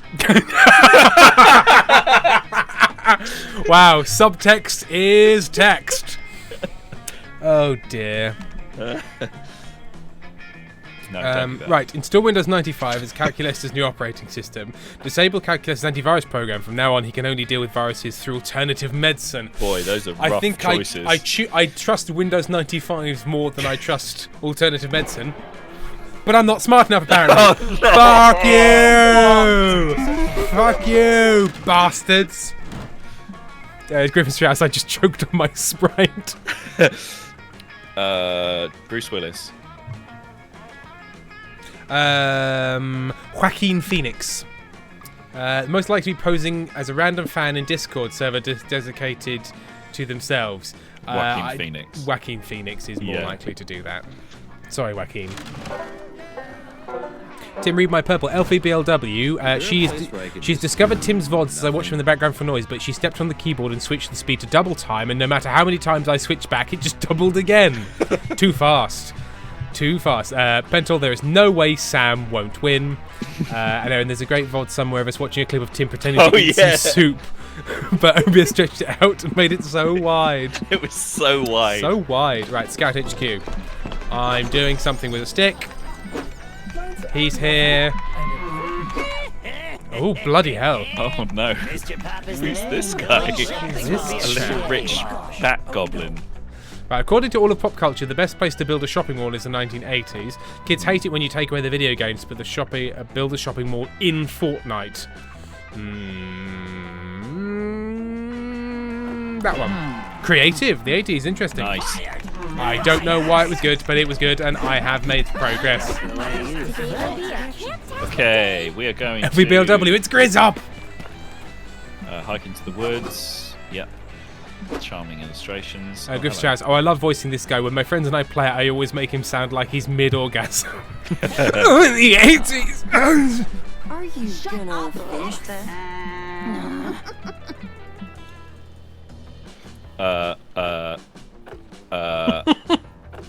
Mental, the moaning lesbian is back. Can't believe you. I don't know. I'm so smart. You're so smart. You bust all over your phone. Sorry, you bust out your phone. Such a twist. Rainbow Nerd, who me? I'm the moaning lesbian. I did it. Right, everybody choose an object. A pencil case. The Eiffel Tower. How would you kill someone with your chosen object? Push them off it. Done. Shove it right into their head. I mean, both plausible. Now, with mine, anybody can have a pencil. You have to convince someone to go up the Eiffel Tower. Yeah, it's going to be way more difficult. It's going to be hard, and you have to be in France. Whereas pencils are everywhere. Yeah, definitely. So, I believe. You take that one, yep. Okay. I think we might get there. We might do it. We'll slow down on the final one. Right, I will sit here.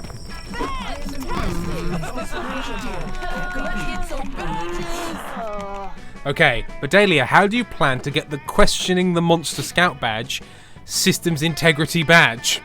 That's exactly what someone trying to beat Delia's bag record would say. Don't fall for it. What could have been said before this? There we are. No, Zombie, it's not the case. The silly bit of the Monster Scout badge system is unethical and disingenuous. I have made the wrong one more attractive to me. Erin said, I think it's unfair because if you dropped the Eiffel Tower on someone, it would definitely kill them. Yes, but they have to be in France and within the falling range of the Eiffel Tower. It's true. Pencils are everywhere.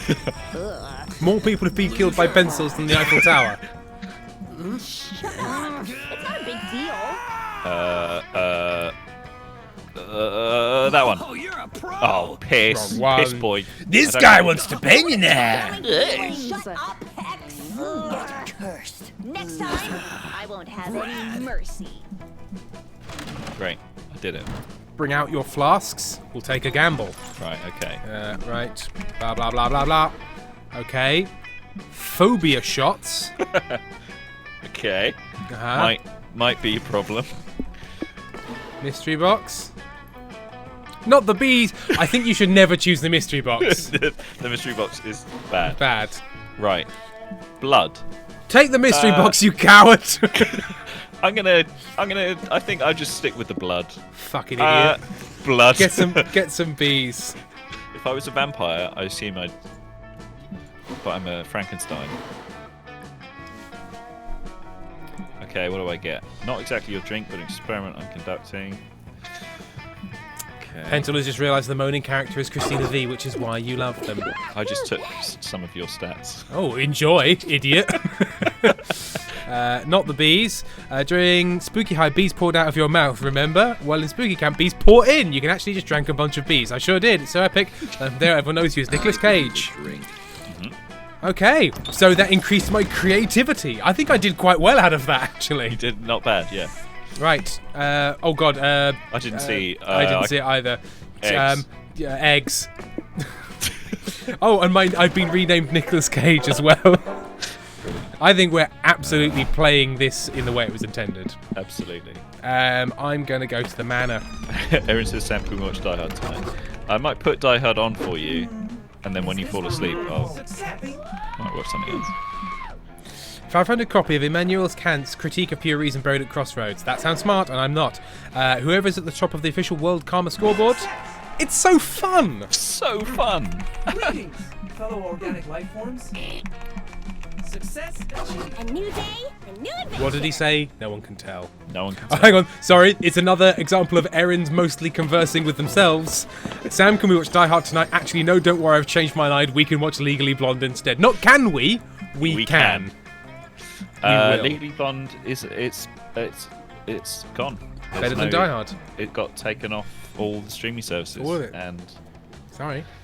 Now it's only illegally blonde.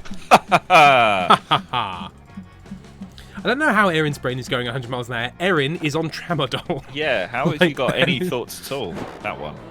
Uh-oh, not Oh, charming. looks like someone's a bit of a prick. I mean, I've got 19 charm. You got 19. Everyone No, you got around me 9 should just... charm. You got 19 creativity. Oh, sorry. Yes, 19. Yes, I was thinking about 19 charm. Everyone should be just, like ripping their clothes off around me, just going.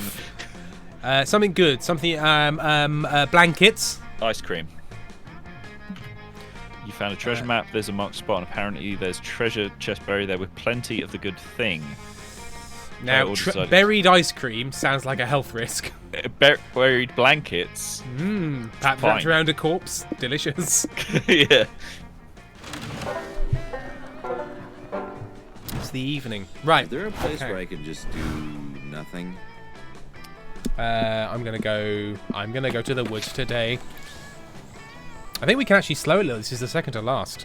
Yeah. And we've got 15 minutes. Really during our hike through the woods, you find a baby bird that's fallen out of his nest. You nurse him back to health with a trail mix, and he gives you great advice on puberty and taxes. Then the mother bird finds you. She's pissed that you're holding her baby. She tries to peck your eyes out, but you fight her off. You've learned an important lesson today. Don't fuck with birds. You gain 2 smarts. Thank you. You're hiking through the woods with your friends. You inevitably get lost again. Honestly, why do you even keep leaving camp? How are you not dead yet? I am. I'm a zombie. Well, lads, we're going to die here in the boring-ass wilderness, and there aren't even wild filet mignon to eat. Calm down, idiot. I'm going to find food easily. I can promise you filet mignon, but I can find animal slime or something. We don't have that kind of time. The only solution is cutting off our arms and eating. He wants his arms gone. Let the man cut his arms off. Well, there's a terrible idea. I need both my arms for punching things. What do you think? I don't. I just sacrifice to make. Now, I cut off your non-dominant arm. It won't be as bad. Friend Damien, although I have no need for calories or dismembered, I will also cut off my arm in solidarity. See? Calculus is not scared, so why are you, Slayer? Aren't you finding the roasted chickens? You're roasting clack. Fuck you. Everyone's arguing. Pizza delivery. Pizza delivery from Ringu. Greetings. How coincidental, you're also lot, wherever you are, friend stranger. Wolfram and Hart Law Firm. Not sure which one of these took a wrong turn up, but I'm definitely not at the right spot. I think. Girl, a very meat team meeting now. Right, they're going to say, let's get the pizza by pretending we're the people. We asked Nicolas Cage what to do. Damien and Nicolas Cage have a symbolic relationship. He hunts and I eat, so it's gonna be Nicolas Cage. Right, okay. Prove to the pizza girl that this is the law firm by suing her in a very credible way. Find a wolf, a ram, a hart in the woods. Glue the wolf and the ram together. Put in suits, add glasses and fancy suitcases. Et voila, Wolfram and Hart Law Firm. Very good. It's creative, Very guys. creative. That seems to be a bit unnecessary violent, friend Nicolas Cage. Why don't we? That works out. Okay, we're doing it. How does it work? You go off track, down a wolf, a ram, and a dismembered hart. You make short work of hunting them down because you're pretty sure there was a previous patch where Avari and a hunter instead of Stego figure. Blah, blah, blah, blah, blah. We're sewing them together. We sewed them together. You outfit them with briefcases. Oh, you're back, and you're brought night wolves. Actually, it's Wolfram and Hart. They're the main lawyers of our firm, and they've ordered that pizza, so fork it over. Are you sure? I mean, these are just severed hearts and 2 sewn together animals screaming, and what sounds... Oh, they're not dead! Okay, right, fine. That I have heard so much about. Erin has said, Tim, I'm going to make dinosaurs extinct with my tummy. So we've got, like, the corn dinosaurs. Right, you're not just going to shapes. fall out of the sky millions of years ago and vaporize the atmosphere. No. Those were the 2 options. Right, the Ringu one is an idiot. Free pizza, 2 fun and boldness. Nice. Hooray for me. The man up. While you're ambushed by a group of evil spirits. Uh-oh, you put up a good fight. Run away with your immortal soul. Luckily, you always knew this day would come. Good foresight on your part. You gain +2 boldness because I lost the fight. Afterwards, you meet up with Rawi and Hex. Ever since you received that mysterious scroll, you 3 have been on a long, arduous quest. Countless puzzles. Boring. What the fuck? What the fuck? This is just a big dumb wall. This isn't a bagel shop or a dungeon. I want a refund. Wait. Hey, check out these mysterious runes carved into the wall in cuneiform. It translates to sacrifice the blood of a fool to summon the manager of a legend. Oh, Tim, I need you for a second. Oh, hello. I need the blood of a fool.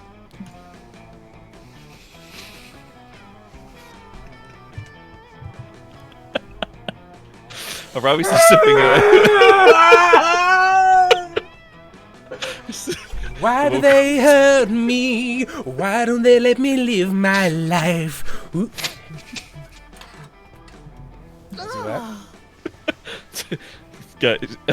Karen says, guys, you gotta go fast. We have no time for skits. What is this place today? Dr. Loop is absolutely furious about confusing rooms and cuneiform. Oh no, oh yeah. 10 minutes left. 10 minutes left. We're getting through it. We're doing it, guys. Not such a bad idea, actually. All the fun of the bagels, more danger of the dungeon. Bagels. Yep, great. Good. Fuck yeah. Schmears. Ravi girl. Focus, or are we? We gotta lose this game. We won't get any cream cheese. 5 massive lukewarm vats of cream cheese are in front of you. Which one is poisoned? Guess right, and you'll hopefully impress the two. Trick question: all of the cream cheese are poisoned with chemical additives and refined sugars. It's obviously the one labelled poison flavoured cream cheese. How is that creative? How is that creative? It's not creative. It's not creative. We laid down the fire. Distract the cream cheese. You're going to take that. How dare you question my cream cheeses, you slow-minded fool. Spell you overly judgmental, health-obsessed, something, imposing your pathetic morals and health codes and food-safe temperatures on us cream cheese artisans. Pah! Hope you perish. Cream cheese, artificial chemicals. Of course they do, you foolish adventurers. Do you think that so-called nature could produce anything this delicious? See? Take this scallion-flavoured cream cheese. Exquisite, life-changing, a textural, a flavoural ecstasy, and then the strawberry flavour. Oh, no, don't like that. And finally, the humble plain cream cheese. So tangy. Plain cream cheese was the poison flavour. I have fallen prey to my own devious trap. The pain. And also, I've got cream cheese in my hair, which is going to smell. It's going to be bad. Hit. That was amazing. You must have known all this guy, Noomzalx. Okay, great time. Watch me eat an entire 18 gallon vat of scallion flavored cream cheese. Why is Erin yelling about Reese Witherspoon? I don't know. I'll go and check on them afterwards. It'll be alright. Doctor, can we get Trammelled Aaron in chat every time? Sure. I mean, ideally not, because after a while it will develop into an addiction. Yeah, it will be a problem. Who will be my summer love? Now, I'm not entirely convinced that I didn't get more with Damien than I did with Calculester. You did get quite a couple. You got a couple with Damien, didn't you? He's also quite thick, which is going to be helpful. I really don't know. I must have got more with Calculester, but I got more actively bad ones with Calculester. But I only got good things with Damien. Going Damien. Please, please, Damien. It's gotta be. Shut up, Erin. Shut up. You're the same, but jelly. Yes, okay. I mean, you went hard in the paint, and Aravi will be your love. Yeah, I think I got it. Right, just be thick enough to just go out with me. You finally have the courage to ask your beloved to watch the meteor shower with you. You want to be my summer fling?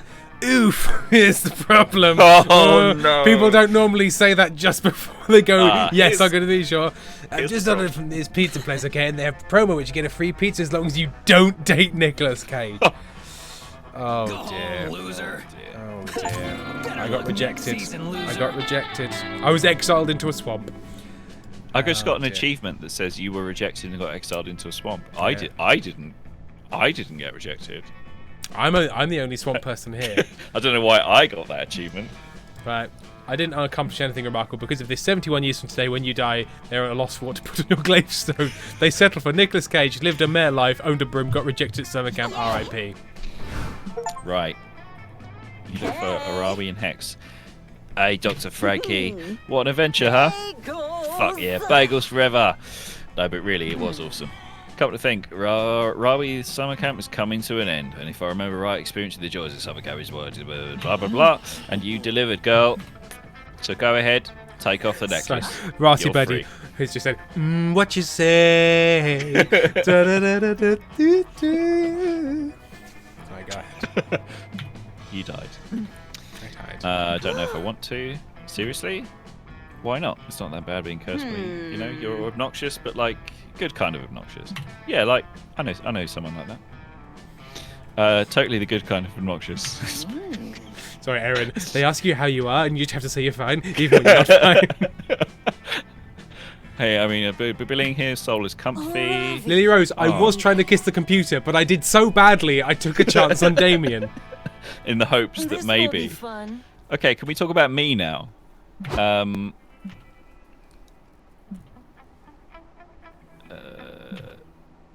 You dance, you laugh. What do you say, Hex? Oh, hang on. Share? Hello. Oh, hang on. You boff under the meteor light. A few months ago, an ancient curse that total life and its strange, beautiful twists and turns.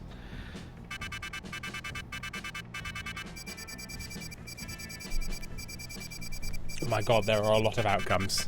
Good heavens. We've got 530 summer memories. Oh.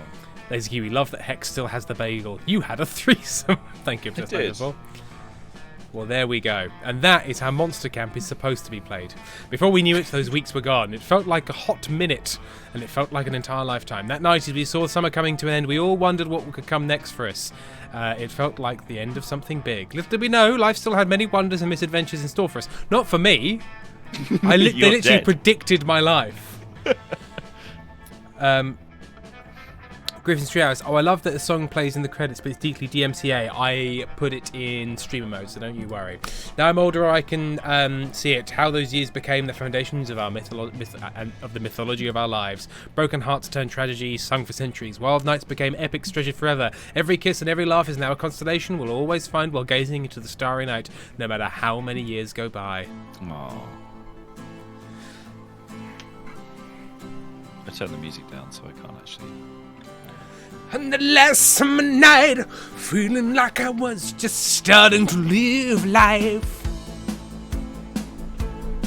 With all my friends around that campfire, so young and unafraid, and so ready to start. Creative director and project manager, creative assistant, and so on and so forth. Beautiful. Oh, I see.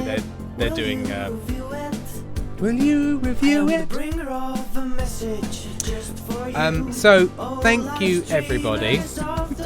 Erin has said, "Did Sam and Tim just have a threesome? What's to say they already haven't? I'm just going to start rumours about them." Sam and Erin having a threesome with that guy that sells pastries at Brighton Station in the morning. It's so sexual, you see.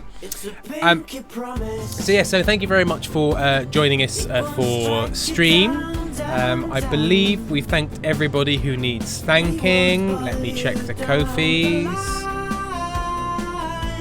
Yep, that's all up to date. And if you want to download any of the songs that I played today, you can have them for free. Thank you, Erin. And thank you, Amy. Hi. You can get them to pay what you want at that Bandcamp. So, yeah, we're literally finishing right now. Yeah, but I want to be able to hear Sam. So, thank you, everyone, and we will see you in the week. Hi, Griffin. Goodbye. Bye, Griffin. Bye-bye. Bye, Griffin. Bye. We love you. Bye.